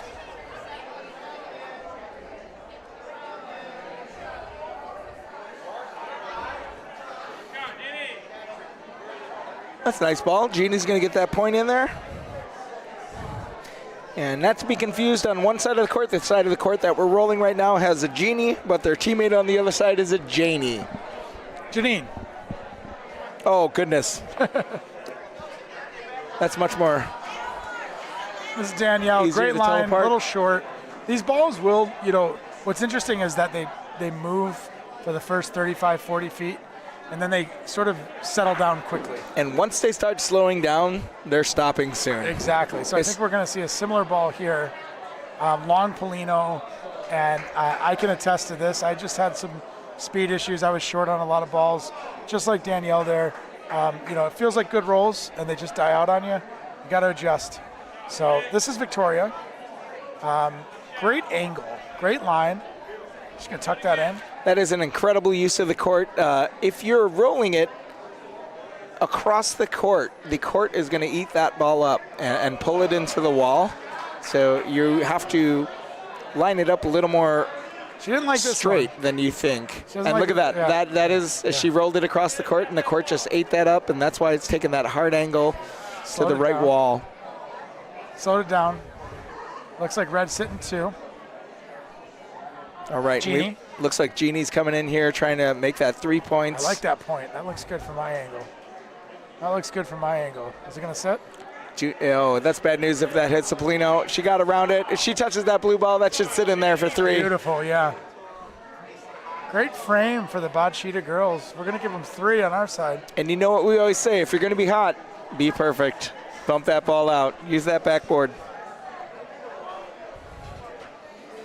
All right, quick 4-zip lead. And I got Nick Mattingly chiming in here on the chat saying, "Go Nona." So I'm not sure that any of these gals look like a Nona, or maybe I don't know what a Nona means. But Nick Mattingly, we're cheering for you, and Don Okanta is saying, "Let's go Danielle." So we got some Bocchita girls fans out here. And high rollers. Look at that. Great start. Yeah, that's the Really good ball that's the best there. ball we've seen yet. Yeah, and we'll go ahead and zoom in on that for you. And now here comes the Bocchita girls. We got Loriana. I did it on my first one. Loriana. It's not Lorraine. It is Loriana.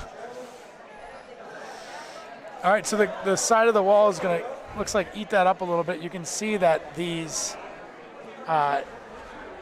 what we just experienced is that these courts really, the walls really push back towards the middle. They sure do. And if you're rolling into the wall, just before you get to the wall, your ball's going to slow down a little bit and then start to kick out. We're going to see that right here. Case in point, really good line, really good ball. Slowing down a bit and then just kick out towards the center. What I'm loving here, too, is the Bocchita girls got incredible uniforms. They have down there, I'm looking at Loriana wearing a Italian shirt with an Italian flag, and right now rolling Kimberly, and her shirt clearly says non-Italian but supportive. And I think we're seeing a lot more of those types of players across the nation. Of course. Non-Italian but supportive. Just like us, Andy. Yes, we pay homage. We do respect the culture. But we love this game too. Big shot by Kimberly there. Now we're sitting 2 blue. Bocchita's going to point. And I do like the confidence these ladies are approaching this game with. They're not sitting around and negotiating every shot. They're making quick decisions and putting balls out there. It's good pace of play. I'm assuming you haven't crossed paths with any of these ladies before. No, I've actually never I don't recognize any of their faces, and I'm really good with faces. Can I tell you what I know about them? Please. Ooh, look at that. That's going to be 1, maybe 2, maybe 3 red. That's a good-looking ball. Want a little zoom action on that? All right, and we got a ball coming in here. Kimberly is trying to make some contact there. Okay, that's going to save her a couple points. That was a great ball. Yeah. Now we're down to 1 red. That was a huge ball. It's hard to tell what it was exactly there, but I think it was 2. You can see, hey, Andy, wave to the camera there. Which camera? Oh, hey. Over there. Hey, how you doing? Where are we? Oh, we're on the ceiling. Yeah. We got up there. Were you Dancing on on a the ladder ceiling. on the court today? Milan was. Okay. My shirt's short, so when I climb on a ladder, my belly hangs out.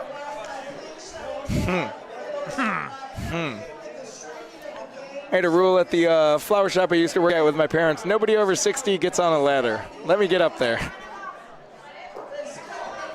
All right, I think the call is going to be 1 for the Cheetahs here. Sure is. 5-0 lead. Once again, this is the Aldo Della Croce Memorial Tournament at the Italia America Bocce Club in St. Louis, Missouri. Andy, tell me a little bit about your history with this tournament and this club. Well, I'll start by saying that the Italia America Bocce Club in St. Louis, Missouri is my favorite club in the nation for a litany of reasons. They have 5 courts, full-size courts that roll beautifully. They have a unique textured court, and my first tournament down here was in 2010. Okay. And Wow. It was the national 13 tournament. years ago. Yeah, it was the national tournament in 2010. We got whipped. We didn't win a game, but the experience and the hospitality was second to none. I was, of course, not a part of the bocce community at the time. I was what I called a bocce renegade. We were doing our own thing. We were trying to find our own path.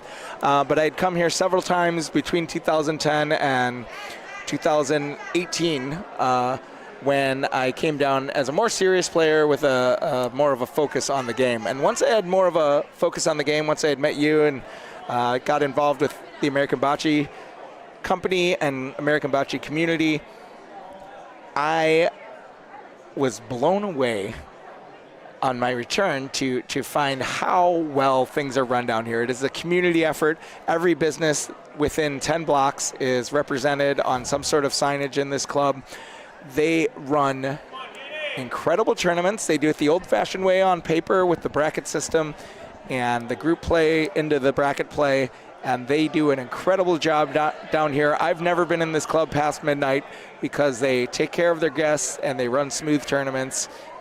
And that is one thing that has not changed since 2010 till now. They've run a tight ship down here, and it's a community effort, and I think that's why, is everybody knows their role, and they chip in. Everybody works hard, smile on their face, and we absolutely love it. Now that we know Dan and Vinny a little better, Dan Drago and Vinny Mancuso, Vince Mancuso. Vince yeah. Mancuso. We have gotten to know those guys very well over the last several years, and they are, picking up right where this club left off and welcoming us to the community and our people that are coming down here. And I think it is a great Midwestern partnership. They're just 4.5 hours down the road from us, and they have the same vision for this community, but they have, what the American Bocce community and the American Bocce Company don't have is this longevity. They've been here, and they've known, and they've seen the popularity of bocce rise and fall, and now they are noticeably Just going to interrupt you there. skyrocketing. Yeah. Really nice shot. Jeannie gave herself a chance with that ball. Chipped the blue out, and it looked like gained control with 2. This last blue's coming in a little short. Just a little short. Yeah. So all that said, Al, please. I look forward to coming down here, especially for this tournament. This is one of the best tournaments in the Midwest, and since it's so close to me, my favorite tournament to come to every year. And everybody here is so welcoming, so genuine, and so St. Louis. You can really get a feel for the region by coming here because there's so many personalities, but they all have a St. Louis vibe. And They're doing incredible work, and so I'm very happy to be here, and even more happy to bring the BBN down here. And like I said, talking to Vince and Dan and working together to build this community, to get more eyes on this sport, more eyes on the BBN, more eyes on, national invite tournaments and open bocce, and I'm excited. Yeah, I'm excited. I was looking forward to this year. So I missed last year's Aldo, but the one thing I was really looking forward to was 2 years ago I was here. It was one of my first tournaments outside of Chicago, and I remember it was kind of an early renaissance of Southern Illinois teams. Yes. Murfreesboro and Heron. And if you're not familiar with the courts and the folks in Southern Illinois, two cities about 5 miles apart from each other, very similar crushed red clay outdoor facilities with several courts and sort of covered awnings, full size, big courts. And their community just continues to grow. Thriving. And thrive. Absolutely thriving. And it's really cool because I remember we were here a couple years ago, and we felt pretty new to the scene, but they were real new, real raw, real green. Yeah. And we went down there this year, and we saw some of the talent, and we saw the way that the players are growing and maturing. And now, some of these teams from Murfreesboro and Heron, they're gonna be in contention this week, and that's really cool to see, because I think in the past it was always Kansas City, St. Louis, Chicago, Kansas City, St. Louis, Chicago. Now we've got this entire new chapter, Southern Illinois, and I agree with you on all the points about this club in St. Louis, but here we are, I think maybe an hour away, Murfreesboro, Heron, not sure exactly. Great ball by the I think it's an hour and a half. Yeah. And that's, this is a bocce community that if we weren't connecting the dots, if we weren't unifying and trying to unify as much as we are, we would know nothing about. And, yeah, exactly. And they are learning and they are growing because of the unification of the sport, and because they're seeing what folks like, Miles and Leo did at Nationals this year, and they're modeling their game after that. And they're seeing what, the way our friends are playing at Club Holisani in Ohio, and it's really cool to see. Certainly, the talent level is rising quickly, and not just Murfreesboro and Heron, but bocce communities across the country. And for years, Alex, for years, when I started playing, when I first came down here in 2010, it was, there was no internet connection, there was no Facebook connections. It was all word of mouth, and you had to go to a tournament to find out about the next tournament. And it was kind of I'm not going to say a boys' club, but it was like kind of a small club. If you know, you know. And that's how you get to the next tournament. But now everything's kind of out there, and what we love, especially down here, is that this next generation with Dan and with Vince, just so willing to collaborate. Just like we're going to Dallas next weekend for a tournament that Big E's running, and the success behind that tournament last year was because he spent 3 years going around the country playing different tournaments and picking up bits and pieces and adding them to his tournament to make it better. And it's not necessarily a can you top this, but everybody's striving to entertain their guests and put on the best possible show. And that's something that this Italian American Bocce Club here in St. Louis has been doing for decades. And it's just really good to showcase it for larger and larger groups of people. Like you were saying, Murfreesboro and Heron, I think they sent, 6 teams last year, and they probably have that many, if not more. Nice shot there. And when you get out there, great ball. Not to pat ourselves on the back, but when we come down, they find out a lot about us too. We're not big elitist city folk. We're just regular people that love this game.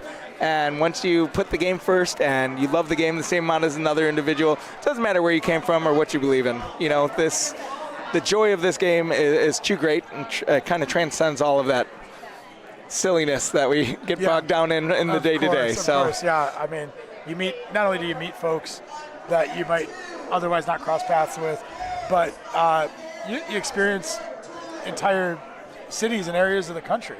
Yes. Frankie, our teammate, said to me years ago, because I used to talk a lot of smack about neighboring communities and cities just because I was from where I was from, right? And I thought that was so cool. And he once said to me, every place is the best place once you get to know it. Right. Because it's full of people, and people are great. And once you get in there and, kind of loosen up and break down some of the barriers you've set for yourself. Watch this shot by Victoria. How about that? Yeah, man? so the high rollers are hanging around. They're down 9-zip. Every frame seems to come down to a really good last ball or two by Bachitas. And, man, the game is closer than the score. I promise you that, folks. You've seen it yourself. Here's Mariah. And, to your point, they've got, 2 more balls here to make this in there? But this game might be over, too. I mean, Red's sitting 4. They just need to cut 2 of those points. They need to cut 2 of those 4 points with one of these balls. Okay, here's a good line. And a lot easier said than done. Good line, but this ball can check up. This might save them. If that chips out that back one. All right, so now they're sitting 3. Yeah, so that's game unless that is Mariah or I believe that's Danielle, but it could be Mariah. And that right side of the court just keeps eating them up, and that looks like it might be gotta be outside. Hey, it's okay. Okay, all right. So that red ball in front was a little closer than I thought. So this game is still alive. Before we got on that little tangent, I did promise you I would tell you what I knew about the gals on the court. Oh, please do. Yeah. I tend to do that. So it's very very minimal information, but what I do know is that the Smeraldies, Janine and Victoria, mom and daughter, they were actually signed up for the ABC Open in the silver division this year. Oh. And I think they were the KC Chiefs. Yes. And unfortunately, they had a family emergency or conflict. Okay. They had to drop out of the tournament. But because I had been emailing with them so much, the name was very fresh. Yeah. So just introduce myself. I'd never met them before. Lovely ladies. I'm glad to know that they're real. And they're real rollers. And we're looking at Loriana right here, and by her shirt, you can tell she's Italian. That's probably how they got all got their foot in the door here. But yeah, look at once you're in, it's kind of like our team. Yeah, doesn't matter where you're from. Yeah, 1 Italian, 2 Irish, and 1 German, Japanese. I was German until the DNA test came in. Turns out I'm Iberian.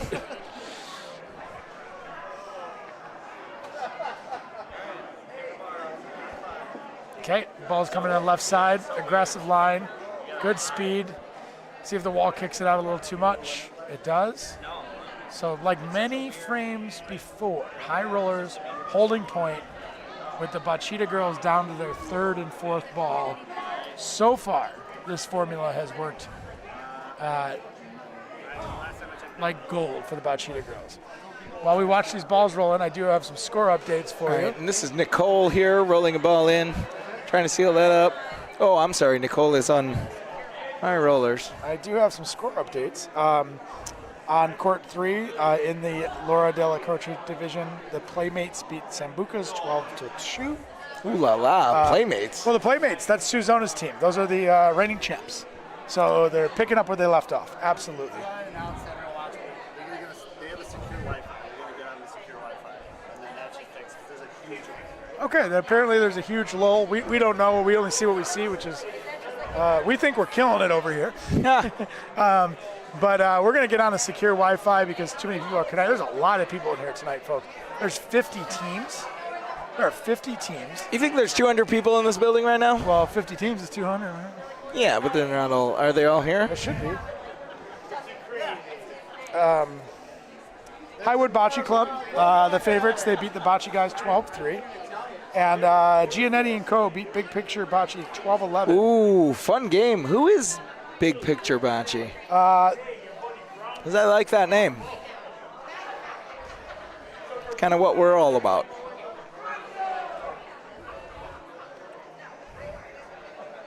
Big Picture Bocce, local team, St. Louis. I think we played them in Heron and Murfreesboro this year. All right. Yep. And then Giannetti and Co. Paolo Giannetti, Frank and Joe DeLuca, and Tony Biondi.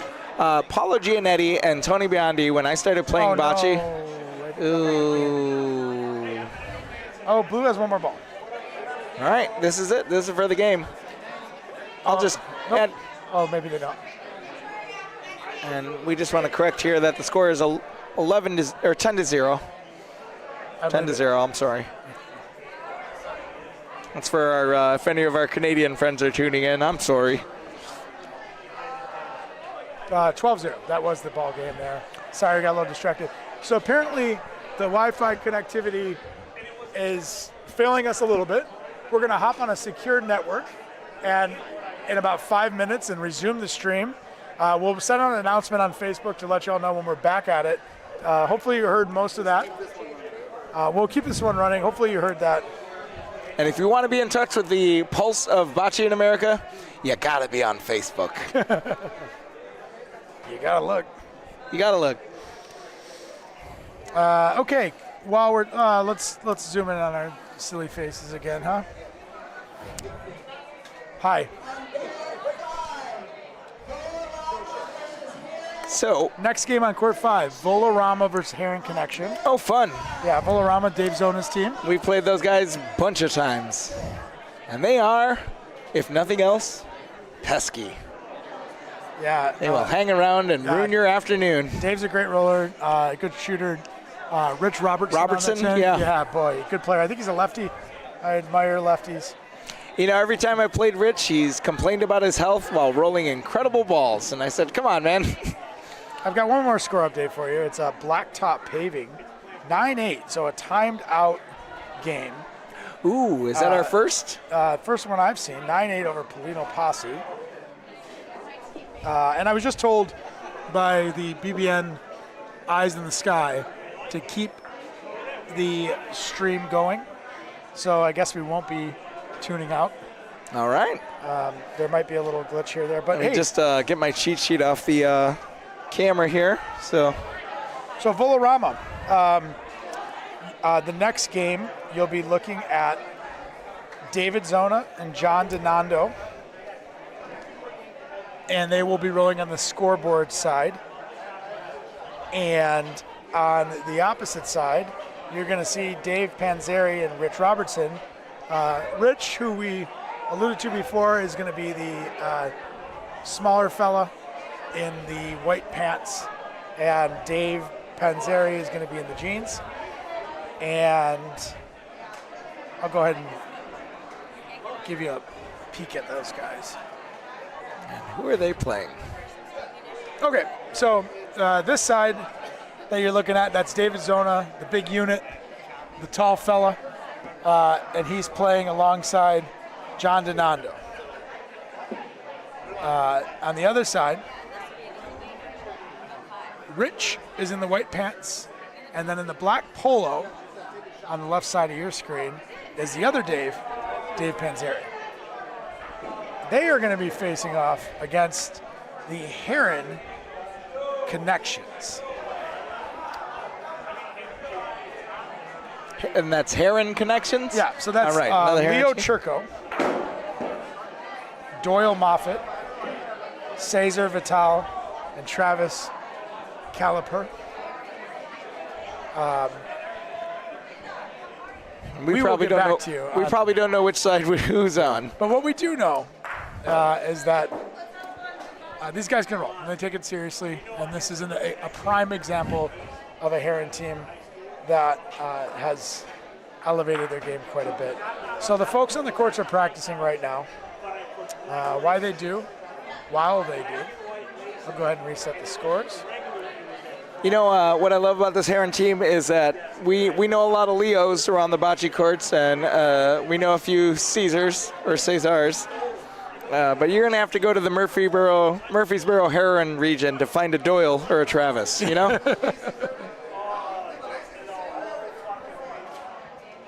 We'll go ahead and get that scoreboard updated for you in just a second. While these folks are practicing, Dave, are you going to be red or blue, do you know?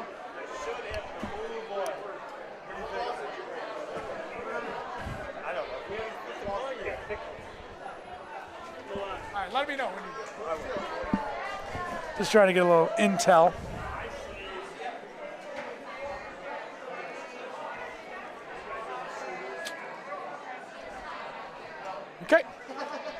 50-50 chance. You have a 20-foot, 25-foot hard line here. You have a network cable. I just don't have my stuff. Gotta talk to Dave. You have a 30-foot. Talk to him. Ethernet cable. 30-foot Ethernet cable. You got all kinds of shit here. And yes, we're dealing with a lot of things right now. They're trying to hardline us into the Wi-Fi in the building. Volorama's red. Volorama's going to be We're just red. going to focus on Bocce. or as they call it in St. Louis. What's that? I said we're just going to focus on bocce, or as they call it in St. Louis, bocce. Bocce. Bruce Bocce. And by the way, Texas Rangers manager Bruce Bocce did a great spot for our upcoming tournament, the Lone Star Open in Dallas next week, hosted by our gigantic buddy Big E. Super excited for that one. This is back-to-back huge bocce weekend. So Aldo Della Croce has kind of cemented itself as a legacy tournament, and if you know Bocce in America and you know the USBF and you know that this is one of those clubs that is top tier and is a really great representation of, I don't want to say the old guard, but what bocce was when I came into it a few years ago, right? Go to the Aldo Della Croce, experience a well-run tournament, experience gentlemen on the court, experience all of that. And beyond that, Alex, is the community involvement at this club, which is really exceptional. Beyond community involvement, they have all of their leagues, live standings displayed on a giant board over by the entrance on the other side of the club. That's something great for our players that come down here checking out a new bocce club for their first time to just see how many people are actually involved in participating on a regular basis in this club. They run youth programs for kids here to teach them the game, and hopefully in a few years we will see those kids coming out here to compete. But anything that can be done that has to do with the word community, this club is very involved with, and that is the most impressive thing and one of the things that I love coming down here for. All right, David Zona with a stick shot, and Just practice, by their reaction, this is a practice frame. Practice. Yeah, so he just stuck that ball right on top of the Flino. What a waste in practice. as I was saying, that absolutely that is what the IABC is. That's what St. Louis Bocce is all about, Bocce. Let's talk a little bit about the Lone Star Open. This, I think, is a representation of the modern era. Absolutely. The 2020 and on bocce world, which is all about connecting communities that haven't been connected before, fostering open play, fostering playing in unique spaces like the Lone Star Racetrack in Dallas, Texas. And on top of that, entertaining your guests. Yeah. Are constantly, it's a constant stream of engagement and activity to the point that it's borderline overwhelming in the best possible way. It's Right. like I've been doing stuff like when I go home at Dallas, I was exhausted every night because it was from the time you walk in the door until the time you leave, you're either being fed or challenged or having Open a conversation, bar. having an Barbecue open buffet. bar, and you really got to, you're trying to win that tournament. You really got to behave during that open bar time. But that is the Lone Star Open and the American Bocce Open are great representations of the new era of bocce, which is just a refined version of the existing bocce worlds that have been around America for the past century. And we are just trying to keep people entertained so that they're not discouraged when they come and they get rolled by some club pros. Losing at bocce should, in the early stages, you should have just as good a time on the weekend as if you, I wouldn't say win the whole thing, but if you fared well. You can have a great experience without winning a single game in these tournaments because of how well put together and how welcoming your hosts are. And I do know, we are just starting this game here with Volarama and Heron Connect versus Heron Connections, but I'm noticing on the adjacent court, we do have some of our first-timers from Chicago coming down here, and I'm going to be paying attention to that game as well. So I have no problem using the wonderful range of these courts to watch the lavender ball roll in there. Oh, look at that. And a little hot, so it did fall behind. It looks like this game just started. And you can see on the court on the left side of your screen in the white shirts, that's Franny and Carmen. Franny's one of our new promising bocce enthusiasts from the south side of Chicago, and Carmen plays in our city leagues.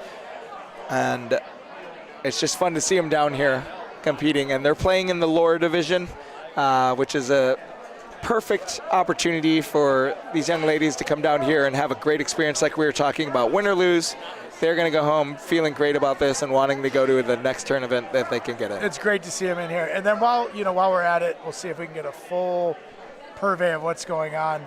You'll see, there's a lot more action in this building.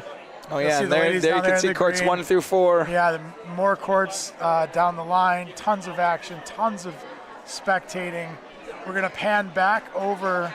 This is Carmen and Franny, our friends who are up 2-1 against Michelle Vitale, who's become one of the strongest female players, I'd say, in the country in the last year or two. Absolutely. And her squad.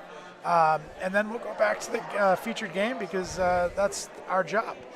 So we're going to watch Rich Roberson. All right. And looks like they had that back outside point, and he didn't want anything to do with it. So he stayed high in the court, did not allow that ball to Yeah, and it looks like the Heron Connections built a massive wall, impenetrable. They're going to take that practice roll and be happy with 1 point.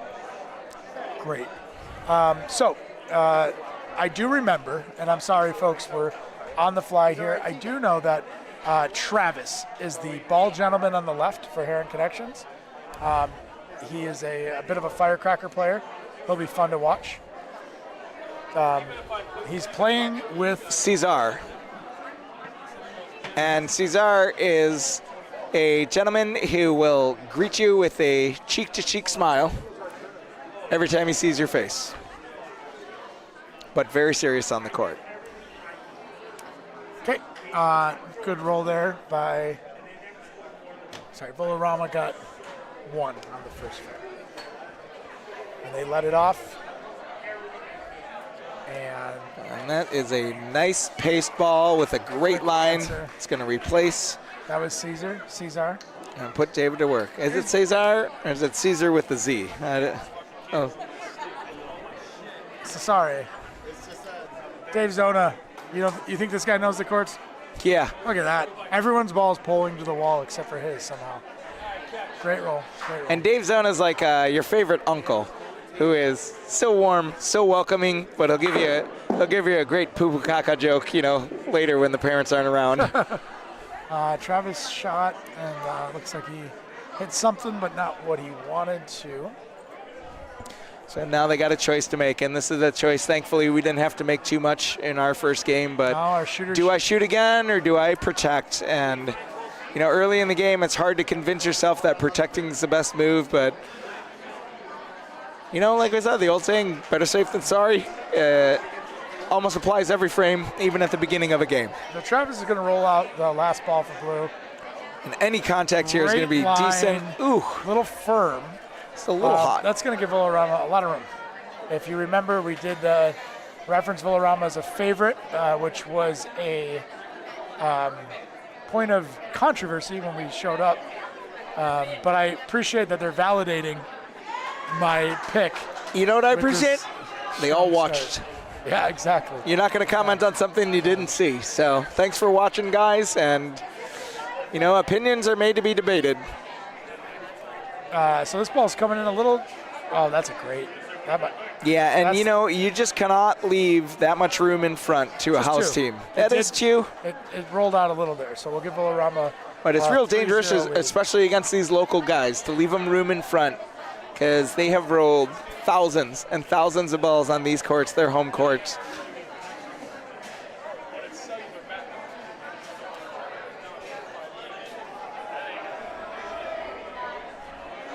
And it looks like Dave for Villarama is going to be your pointer here.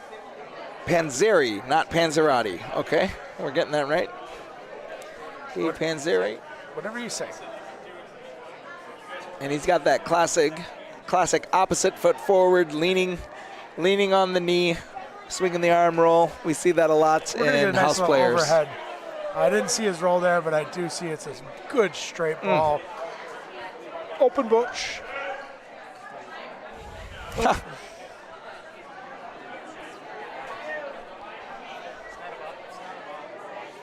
All right, and this has got to be this Leo or Doyle? I'm going to say that's Leo. Leo. It is. Yeah. The other fellow definitely looks like a Doyle. No, I think I've met Leo before. Leo Chirco. Okay. Yeah. Yeah, he's a longtime player. Yeah. In Yeah, fact, we met him down in he might be a Heron St. Louis Murfreesboro guy, too.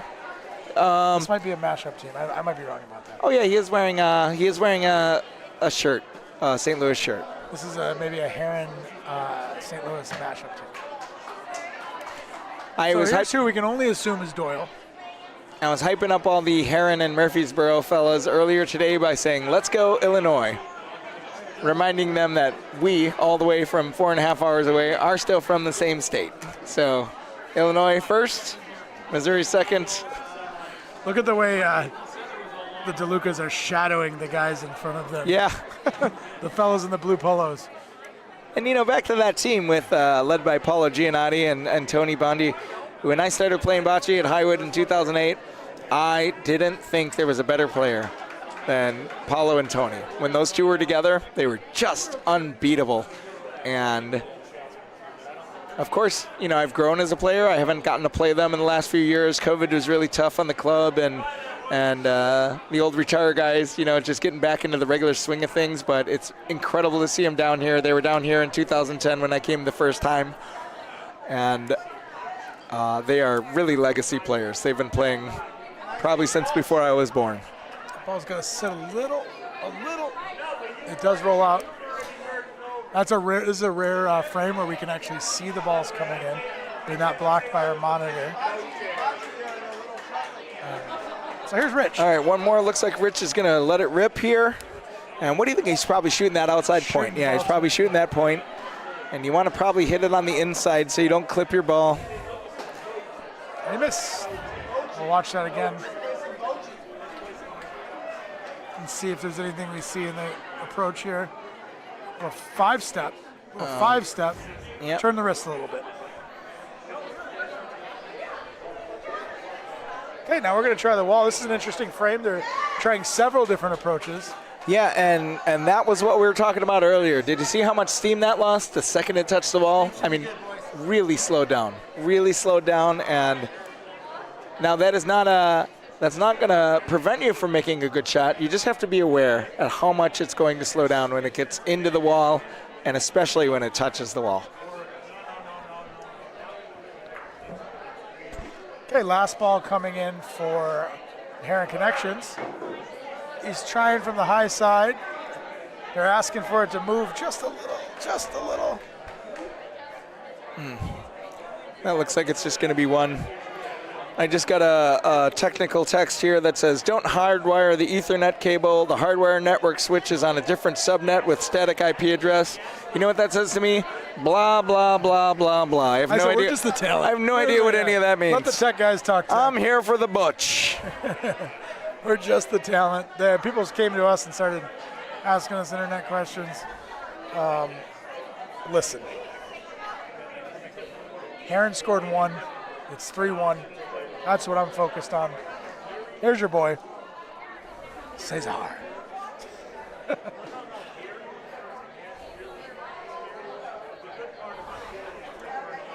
Okay, we got a deep left, Polino. Ball's coming in on the bottom left side of your screen. It's a little hot. It's a great line. It's going to eat the Polino up and service him.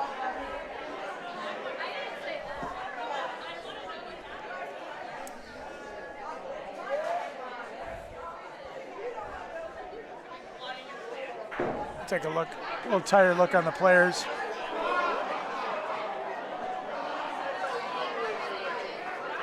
Great ball there. Great ball by Volarama. Got any comments? Kansas City, let go. Let go of what, Anthony? Anthony Piscotta says, Kansas City, let go. So he must have seen somebody from Kansas City holding on to something pretty tight here in the background. I didn't see it.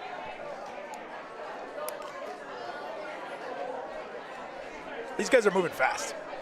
They sure are. And I do will love. say I'm very amateur on working the switchboard, but boy, they're moving quick. They sure are, and I do love the pace of play that is confident, ready bocce, and that is what keeps the tournament moving. And to say that is that all of these players have rolled thousands of balls, and they know what's going on, and they know what needs to be done. Whether they do it or not is, that's to be determined. But yeah, this frame. Please, if you're watching at home or play enough bocce to know that it's okay to have a conference, but really, you want to save the long conversations for high-impact moments. You want to save the long conversations for the end of the game or for a critical momentum shift.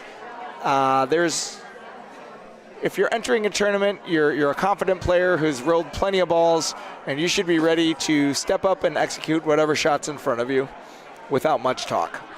Yeah, we actually we had a 12-6 game earlier. No conferences. We did. We had one. We had one. Oh, we did. Okay. I did call one in the middle. You called me off one too. And I called them to the middle more because I didn't want to yell across the court. Looks like but I did have a clear message I wanted to say. And you know what, Alex?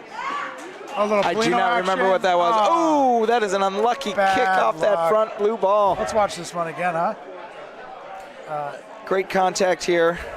He's got a little hook, Rafa. Yeah, too. good shot from that is John. Yeah. And very unlucky kick off that front ball. I'm guessing. And you know what? That wouldn't matter in open or international rules bocce. Is once you make contact, that Polino can still bounce off another ball. So no excuses there. Can you see how many points were scored on that? It's 3-2. Okay, so Heron got one there. And here's Leo. And you see tucked it in there on the bottom right-hand side of the screen.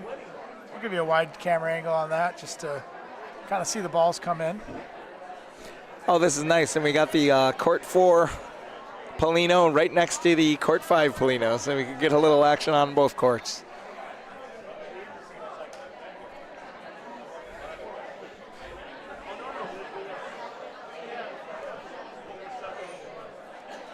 And look at that wall play. You see that Rondina pushing that ball off the wall a little more. Now that is pin high. That's probably going to be a point. They're going to take a look. I think that's good.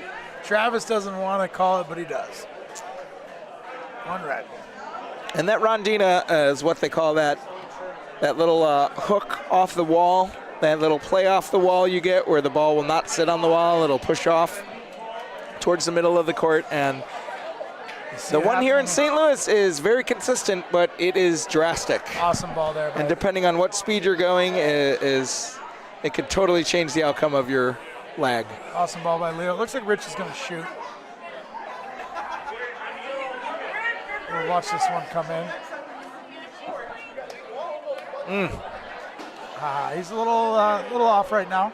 And you know that there's something about a ball being about a foot from the wall, where when you're shooting a Rafa, how easy it is to miss on the wall side. On the eye, right? Yeah, it really is. It really is. And you got all that extra wall playing with your perspective.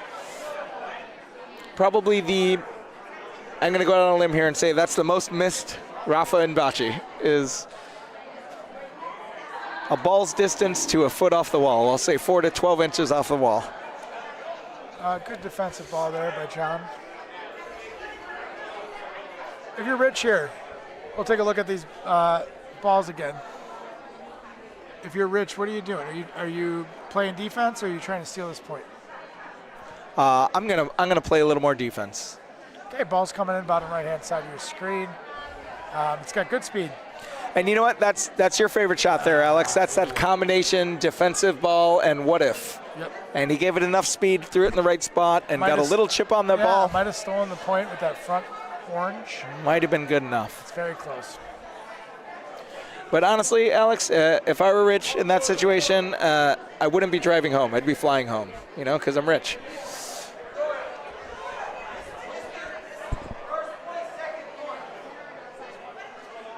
Little conference. Little conference here. Travis telling Doyle.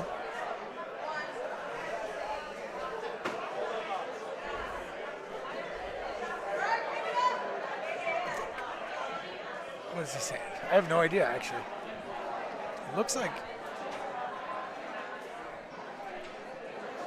So, I bet he was saying point at that left pile. Point at the left pile.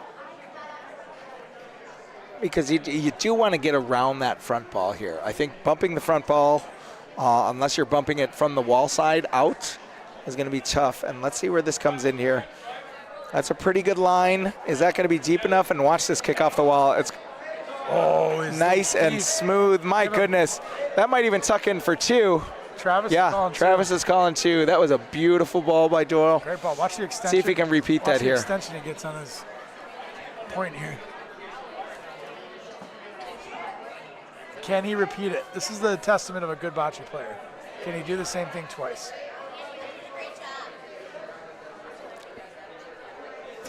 Close. Close to doing the same thing twice. But the Heron Connections will take 2 on that. And take the lead. We've got a score change, folks.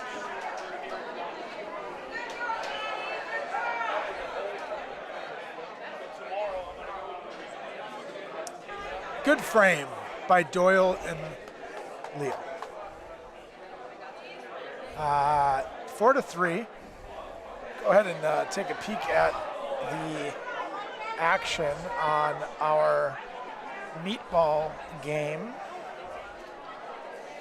And what do they come in? What do they enter the tournament as? Are they meatballs? I think they're Viva La Meatball or something like that. Viva La Meatball. So Carmen, who La Vida Meatball. La Vida Meatball. Life. Oh yeah, that's cute. Carmen, who runs a team, her team name in the city is Parmesan and the Meatballs.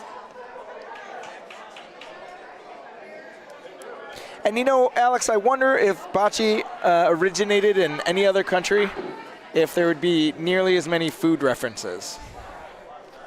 And they're playing Bocce Girls Gone Wild, which is Michelle Vitale's team. It looks like. Well, we know that's not a food reference. The score is 6-3. Unless you're talking about melons.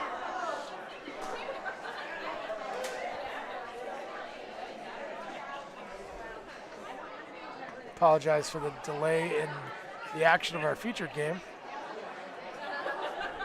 Honing this one in for you. We'll go ahead and watch the ball roll in from the right-hand side of your screen. We've seen this a lot on the featured court.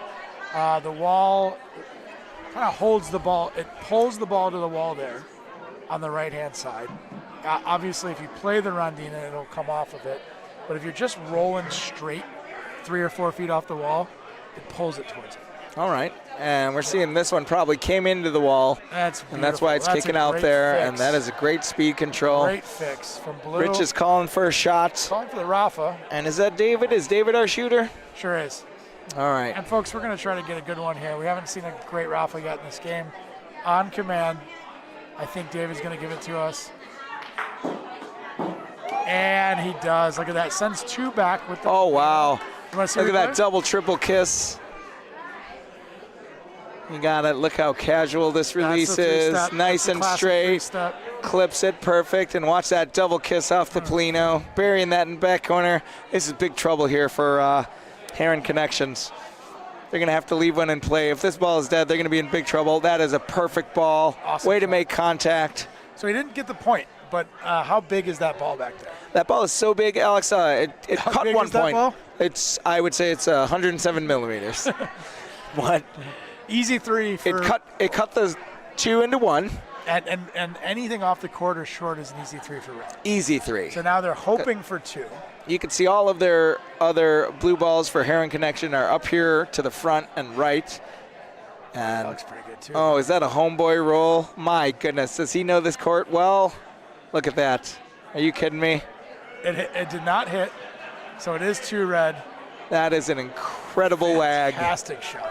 That is an incredible lag. John, what is John's last name? Let's chisel it in stone and put it on the wall here. So we got another lead change, folks. Another lead change. Love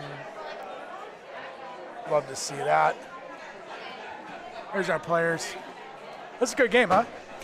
Yeah, neck and neck. A couple of missed raffles. Other than that, good pointing. Seems very evenly matched. And who's this again? This is Dave Panzeri. Mm-hmm. All right, Dave. Dave's going to roll right at the Polino. And my favorite thing about watching house players, and you know these Heron Connection players, they're house players over in Heron, right? And so these guys that play mostly tournaments that are closer to them. They're not getting on a plane necessarily to play all over the country. But these homeboys, these house players, the variety of forms that they have, pointing and shooting, it's whatever you're comfortable with, whatever you can repeat. And you've probably seen by now the commercial for Andy's development class. One thing that we like to talk about is that, yes, you can roll however you want to roll. You can lean on your left knee, your right knee, you can flip the ball, you can drag the ball. You can toss the ball, you can flip the ball. Yeah. You can go overhand, you can go underhand, you can do whatever works for you. But while we have you in the booth, Andy, why don't you go ahead and explain to us why you feel like developing that grip, stance, and release and that classic point shot, that roll in a uniform way you think is so important, especially when you travel. So the core of our class, like you mentioned, is the grip, the stance, and release. These are 3 things you do every time you pick up a ball, and probably 3 things you never think about. You just do it how you do it.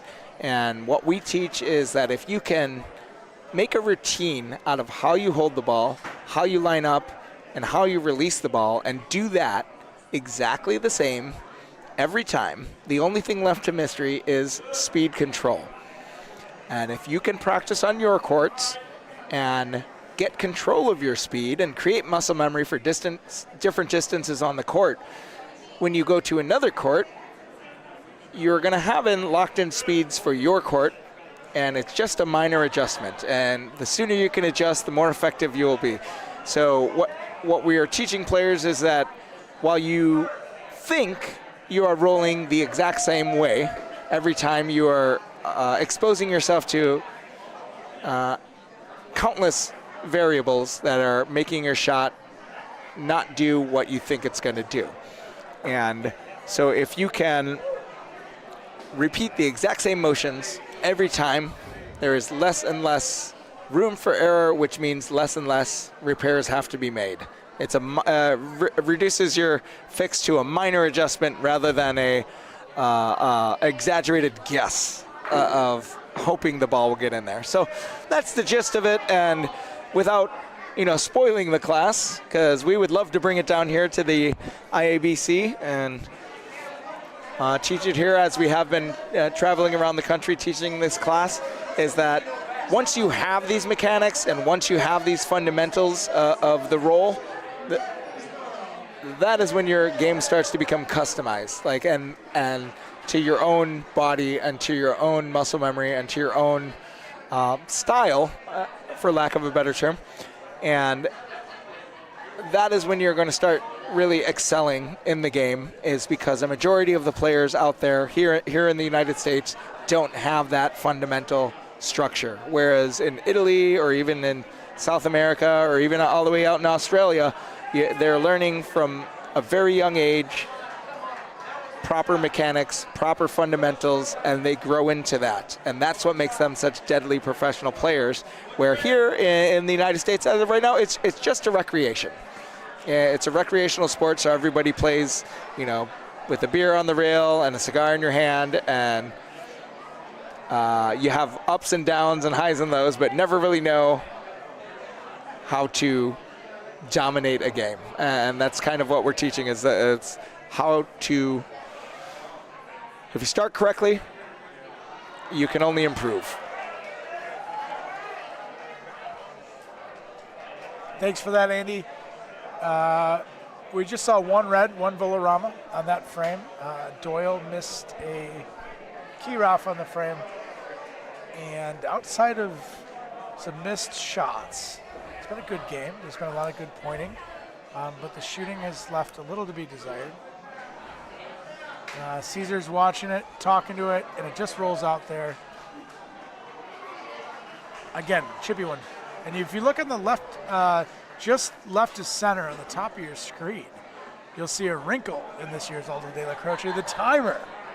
Yeah. The timer is making an appearance. These are 50-minute games, and if no team gets to 12, when the timer goes off, the remainder of that frame will play out, and that game ends at that score.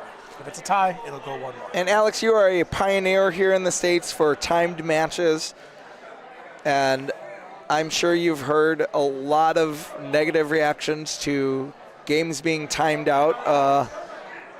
We were just about to come back and time ran out. What is the purpose of timing a game? Why would you put a timer on a game like this, which is very similar to baseball and feel that it just kind of moves at its own pace and it's over when it's over, when you score a certain amount of points? What are the advantages of timing matches, especially in a large 50-team tournament like this? Oh, in one word, growth. I think growth is the main advantage, and we saw a sport that didn't want to necessarily give up any of its customs, nor should it have wanted to for many years, and this is a sport that's been embraced so much on a club level and become such an institution of family and the city that the club is in or whatever. And however, it's such a beautiful sport, and folks like me and Dan Drago here at the IABC and Vince Mancuso said we want to watch the sport grow. We want to share it with people. We want to show it off. How do you make a sport grow? Well, just like baseball, introduce timers. We'll watch that ball come in on the replay. Oh, it was a miss. You don't have to. Let's see that real quick. Oh, It's a great shot. I was wrong. That was an incredible shot. I take it back. I wish I knew who shot that. I will apologize to him personally as soon as this game's over. I think it was Travis. He's the shooter on that side. Noted. But yeah, I mean, and that's the thing is like I don't want to time games. But what I do love is having 28-team leagues on a Monday night at a bar in Wicker Park. If I had to time games, that league would probably have to, if I didn't have to time games or didn't time games, that league would be 10 or 12 teams. To watch the energy of that room, having 120 young professionals fall in love with the sport and having 30 or 40 of them go on to play in tournaments like the Aldo Della Croce, that is what timing games has brought. And again, it's a necessary evil. I don't like it. We don't want to time games. But when you get to a certain tipping point,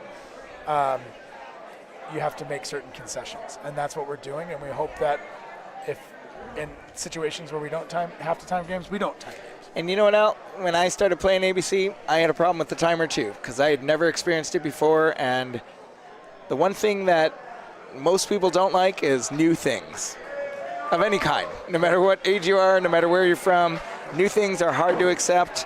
And I had a hard time with the timer, but having worked so closely with you over the years, I find it a necessity for that reason. And what I've started telling players, if you don't like a time game, win more. Because if you get to the end, they're going to turn the clock off. Yep. And what, what's interesting is that the CBI brought in timers, right? So International Bocce brought it in, for the last 4 or 5 years I've been talking about it and got a lot of people say you can't do that. And I'll interject that I noticed the timer on the wall, but even more so, I noticed the scorecards coming in, 6-8, 11-7, not complete games. And when you see a whole sheet of those, almost none of the games finish in that format. But when they get to the bracket and they get to the quarterfinals and semifinals, then the clock goes off and it's not 2 in the morning. You know, and so the fans get to stay and watch. And tournaments till 2 in the morning are awesome for the people, for the diehards, but it does not create a path to growth, you know. Yeah. And that's player experiences. And going back to, we'll do it one more time, going back to Big E and the Lone Star Open, it's a guy who has focused so much on the player experience. And his tournament has allowed us to see what happens when one tournament director says, this is all about the player. Mm-hmm. And I love that. And Big E inspired us to, you know, and we set out to have an incredible tournament, which I believe we've pulled off 3 years now, the ABC Open in Lake Orion, Michigan at Palazzo de Bocce. And when we went to his tournament last year, we said, man, we got to work harder next year. Yeah, we got to step our game up. And that's the best thing is that rising tides, right, where you see us deliver a product and Big E goes, I want to be motivated by that, inspired by that, and take it to the next level. Yeah. And then we go to his tournament and we say, how are we going to make the ABC Open better this year? And I think the ABC Open this year was you know, largely our crowning achievement. It felt, you know, I don't know if you could tell if you were at the tournament, but it felt significantly better than not just the first 2, but most tournaments we've been a part of. I would say, as far as my bocce career, and this is something, you know, this is the only tournament I'm involved actively with, you know, organizing and running, and then also we ended up having to play this year, real bummer, but it was as close to seamless as an event of that scale could be. And I think that's the players noticed, and it really felt great. And not that we accomplished it, but it felt great for the national community. Yeah. To have a product that they could look forward to every year, just like this tournament, the Aldo Della Croce. You know you're going to come down, you know you're going to be treated well, you know you're going to be welcomed, you know the games are going to go off on time, and you're going to finish at a reasonable time, and win or lose, you're eventually going to look back at it fondly. And folks, if you're just joining us or you've joined us the last few minutes, we'll just check in, do a little housekeeping. We are at the IABC, the Italia America Bocce Club in St. Louis, Missouri, in a historic Italian-American community known as the Hill. This is the Aldo Della Croce Memorial Tournament. It features 50 teams, 30 in the Giampiero division and 20 in the Laura division. That's the women's division. Great shot there, by the way. BBN is here all weekend. We're featuring a few hours of games tonight. This is early group play. Tomorrow we'll be around for some afternoon group play, and then Sunday we get into bracket play. This is a tough tournament to make the bracket. There are 30 teams in the Giampiero and only 12 out of 30. Wow. 2 out of 5. Look at this shot. Look at this ball. Hey. That's how you make it in the bracket. That is for an out-of-towner to come in and make a shot like that off the wall. It's pretty impressive. He's got a good feel for the game. Okay. I bet he could. Dave Zona. Great shot. Another Polino hit for Dave. We'll go ahead and watch the replay. He's hit a few now. Let's see if his form is similar as before. Yeah, Look at that. Look good. No complaints. That was a cute little shot, and it just left that blue ball. Just moved it just enough to get to the outside of that red. Oh, that's a really good point there. Really good point by Heron Connections there. Don't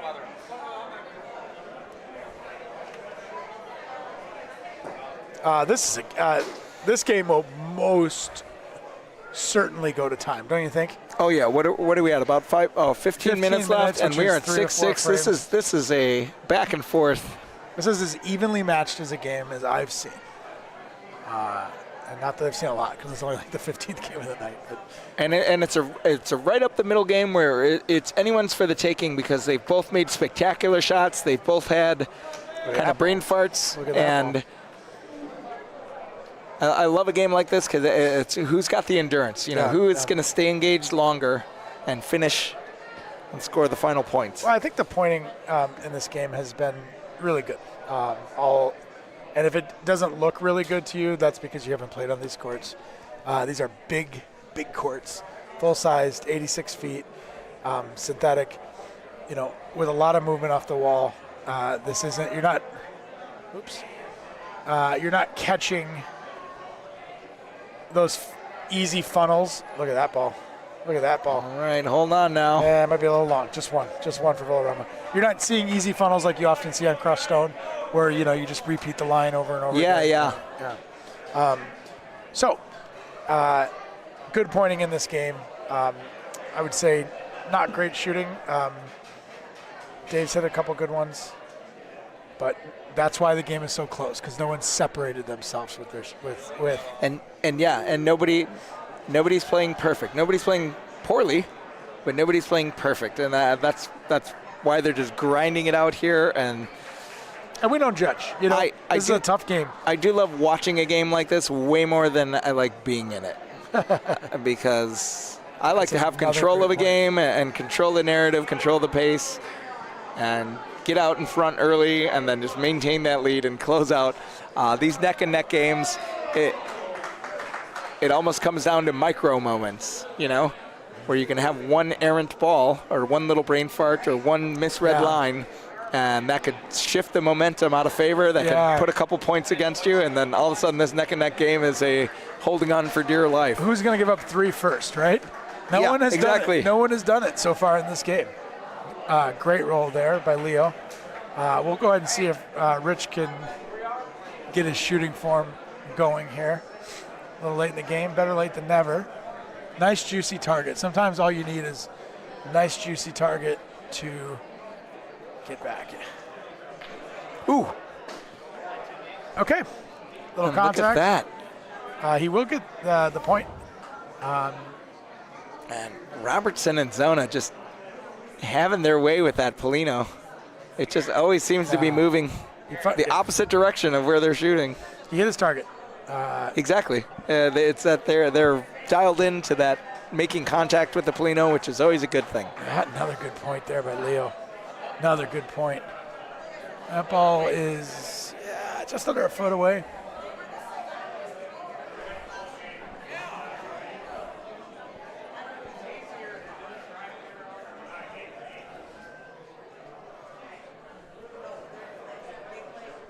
Oh, and I just noticed Milan and Danko are playing on court 3.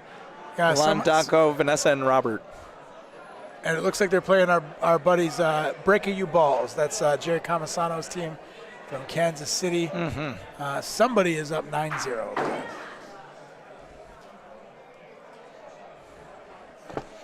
Let's see, we got some of our friends and fans over there. I'm going to throw them a text message. Okay, while you're doing that, I'm going to give you a couple more score updates. While our friends La Vida Meatball did jump out to a 2-0 lead, the experience from Bocce Girls Gone Wild won out, and they won 12-3. And Vinny's team beat Bad Boy Bocce 10-7 in the Giampiero division. Vinny's team beat Bad Boy Bocce, so that was our kind of sleeper pick, Bad Boy Bocce. And they were playing, get this, Tommy Drago, Ron Ferrato, Tony Sana, and Nick Salamone.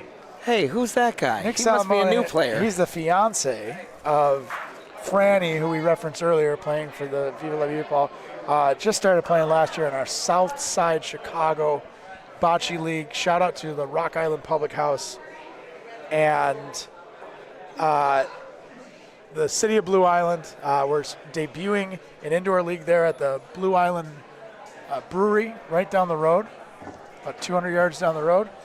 And Nick and Franny have become quick enthusiasts. And more than enthusiasts, Franny is actively building that community through social media, through merchandise, through organizing their own events. They have had their first pickup tournament that they ran all by themselves down there, refereeing themselves, but they're selling T-shirts and stickers and hats, and we're wearing those with pride all around the city. and happily answering any questions people have about him. She's posting every week, and she does a cute, on her Instagram reel, she does a 1 second a day. Every month she'll make a post that has 1 second per day, and I've noticed last month, I think it was 11 of 30 days were bocce. She's got the bug, folks. And here she is down in St. Louis, and her fiance Nick just got his first win in a big tournament. Is that right? He won a log cabin. Oh, he won mashup. the log cabin bocce for boobies, cancer benefits. Yeah, exactly. So okay. So and then of course, but this is on another level. This is, largely considered a national tournament. So good for Nick. very much so. And you know that. And I'll tell you this, Bantamweight Bocce's good. So it's not like They sure are. Yeah. They sure are. But Nick's in a perfect situation because he's a very talented pointer. He's got a great mind for the game. He's learning how to shoot. And he is with 3 experienced local players. And it is the perfect match for him because all he's got to do out there is get out front and do his job. That's why I recommended him for the team. I thought he was... Matchmaker Al. Now, if you can only do that good matching people up in the romance department, we might have a much smaller community.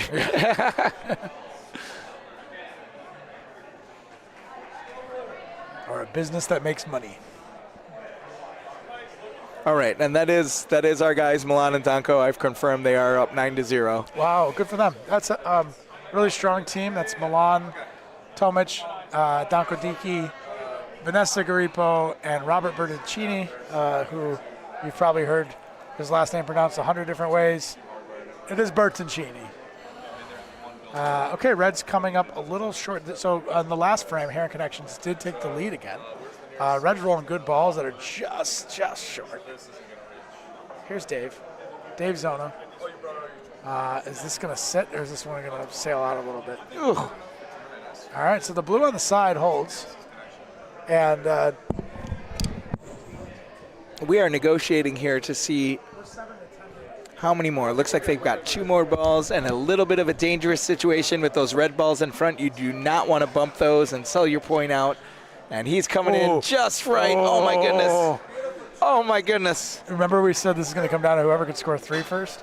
And look at that. That gives them That's right now. 2. That's 2. They got 10. And they were behind this whole game. Travis trying again. That's a little hot. Maybe he'll get a luck on this. Oh, I think that's going to do it. I think that's 3 blue. Boy, it's really close. Oh, and they're pulling that far one out. So those 2 are in. They're going to measure for 3. The way I look at it, with 6 minutes left to go in the game, the blue scores 3 here. That's going to be tough to overcome. Yeah. And the St. Louis measuring contraption. Oh, you know what, Al? We do jest. We do make fun of a lot of measuring devices, and we're like, how many people hate using a tape measure? The greatest measuring device ever invented. But St. Louis does have an incredible measuring device. That is a 3. That is massive. I wonder if Villarama is how aware they are of the time situation, because this is a new thing for them too, even though it's in their house. As they said in the captain's meeting, every point matters, right? So, in the first game of the group play, you have to be thinking about not just winning and losing, but points scored.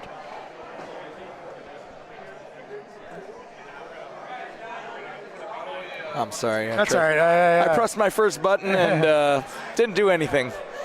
But we just saw a great ball rolled in there by Leo. That's right. I got to look down on my sheet every time. We're sounding redundant with that. He's really honed in his pointing on this game. It's like Heron Connections have their own Lauren McDermott. That's a good ball. My goodness. That's a good ball. All right, and there's your homeboy, Dave Panzeri, hanging on for dear life here with time running out. Yeah, what are we looking at? So they might be able to squeeze in another frame. At this stage, too, you hope that with the introduction of the clock, you hear a lot of feedback about what happens when teams drag it out, they stall. It's going to be interesting to see because Yeah, you know some teams are going to do that, and it is within their right to do that. It It's not it's not the most honorable play. And this is very much a gentleman and gentlewoman sport, and there is, you might be able to buy a few seconds here and there, but if you're draining out an extra minute of your frame just by playing the clock, I think that is, in my opinion. Can I guess what word you're going to say? Yeah. Classless. No, that's to imply there's no class. That's I'll tell you one thing. Heron is not playing the clock. They've already rolled 3 balls. Oh, yeah. They've already rolled 3 balls. Well, and that's one thing we know about the Heron and Murfreesboro area is that they have honor. Yeah.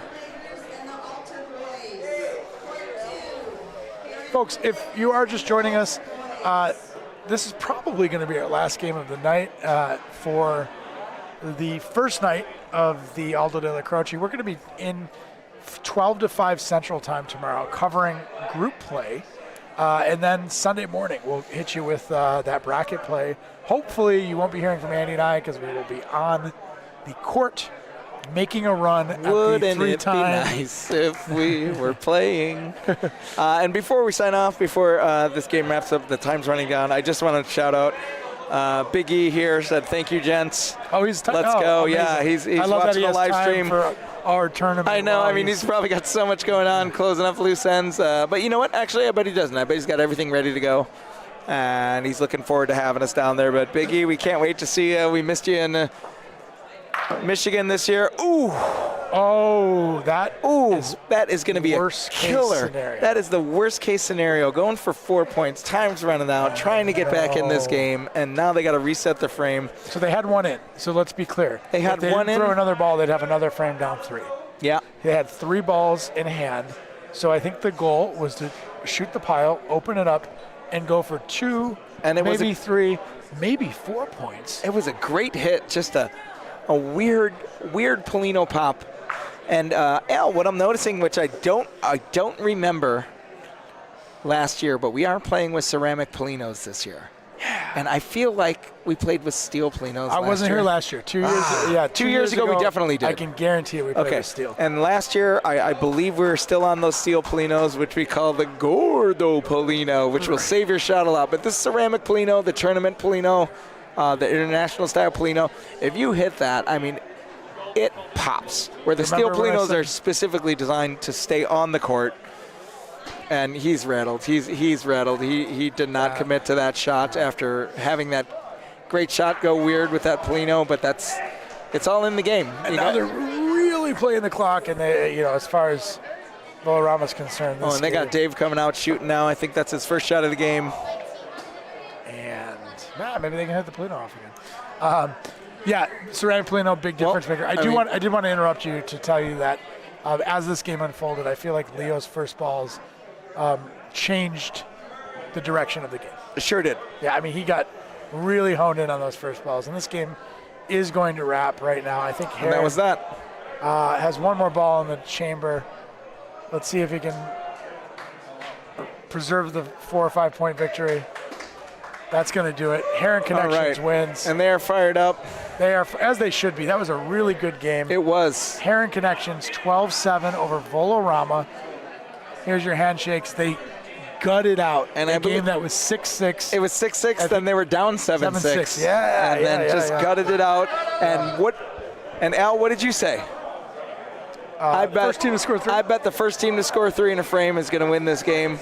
And sure enough, with that time coming down, it was Heron Connection who got that nice, clean ball removal out the front that I called a miss. That was Travis. I'm going to let him know that I said that on the broadcast. Yeah, you said it was a miss. I called it wrong, and it was the moment of the match.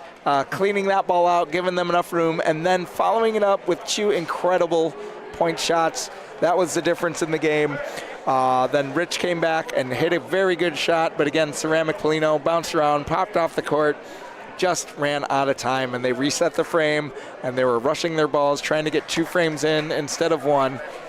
And that's a tough break, but Bolorama's been around. They are not done by any means. That is 1 game. You've got 4 games in your bracket. I'm sorry, is it 5? 5 teams, 4 games. Yeah. 5 teams, 4 games in your bracket. We have not heard the last of them. Before we do sign out, we do want to thank you for tuning in. If you are catching the BBN for the first time, we really, really would appreciate if you liked and subscribed. The more subscription numbers we have, the more we can do with this channel, okay? It doesn't cost you anything. All you got to do is hit the subscribe button. It basically means about once a month, every 6 weeks, if you have your YouTube notifications on, you'll get a notification that says, the BBN's going live. That's it. If you don't have your notifications on, it means nothing, okay? And if you can't figure out how to like the video, just look for this icon right here. Thumbs up. That's it. Click on that thumbs up, and that is how we get traffic. And we've said it time and again, the Aldo Della Croce is a great tournament, and great tournaments can't happen without great sponsors. So, the Calcaterra Funeral Home, huge supporters of the club.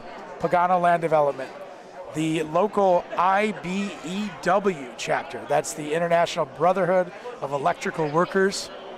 And Are We There Yet is a travel guide, tour guide. Fun. Yeah, here in Missouri. So thank you. Those are our platinum sponsors. If it weren't for them, you probably wouldn't have the BBN here this weekend. So if you live in St. Louis, think of those names. Outside of that, in addition to the BBN and ABC, there's a lot of other brands that are involved in this whole thing. First Bank really supported the Murfreesboro Heron guys this year. Wow, the first bank in America was the first bank was in sponsoring- Murfreesboro. My goodness, Yeah. no way. Yeah, American Didn't Sons know of that. Columbus, which is the Kansas City outfit. We know those guys really well. Great guys. Best guys. Yeah. Guido's Pizza, Edward Jones Investments. Locally, that's Scott Motti, Richard Lisinski, attorney at law, Bartolino's Family Restaurants, the Menges Law Firm, the Weinbauer Financial Group, the Wacker Financial Group, and Auto Art on the Hill. Thank you all very much.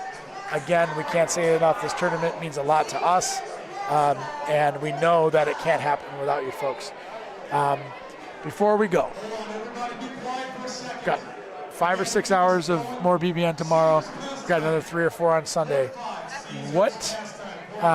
Give me one fearless prediction, Andy, and give me one reason to tune in tomorrow for the folks tomorrow.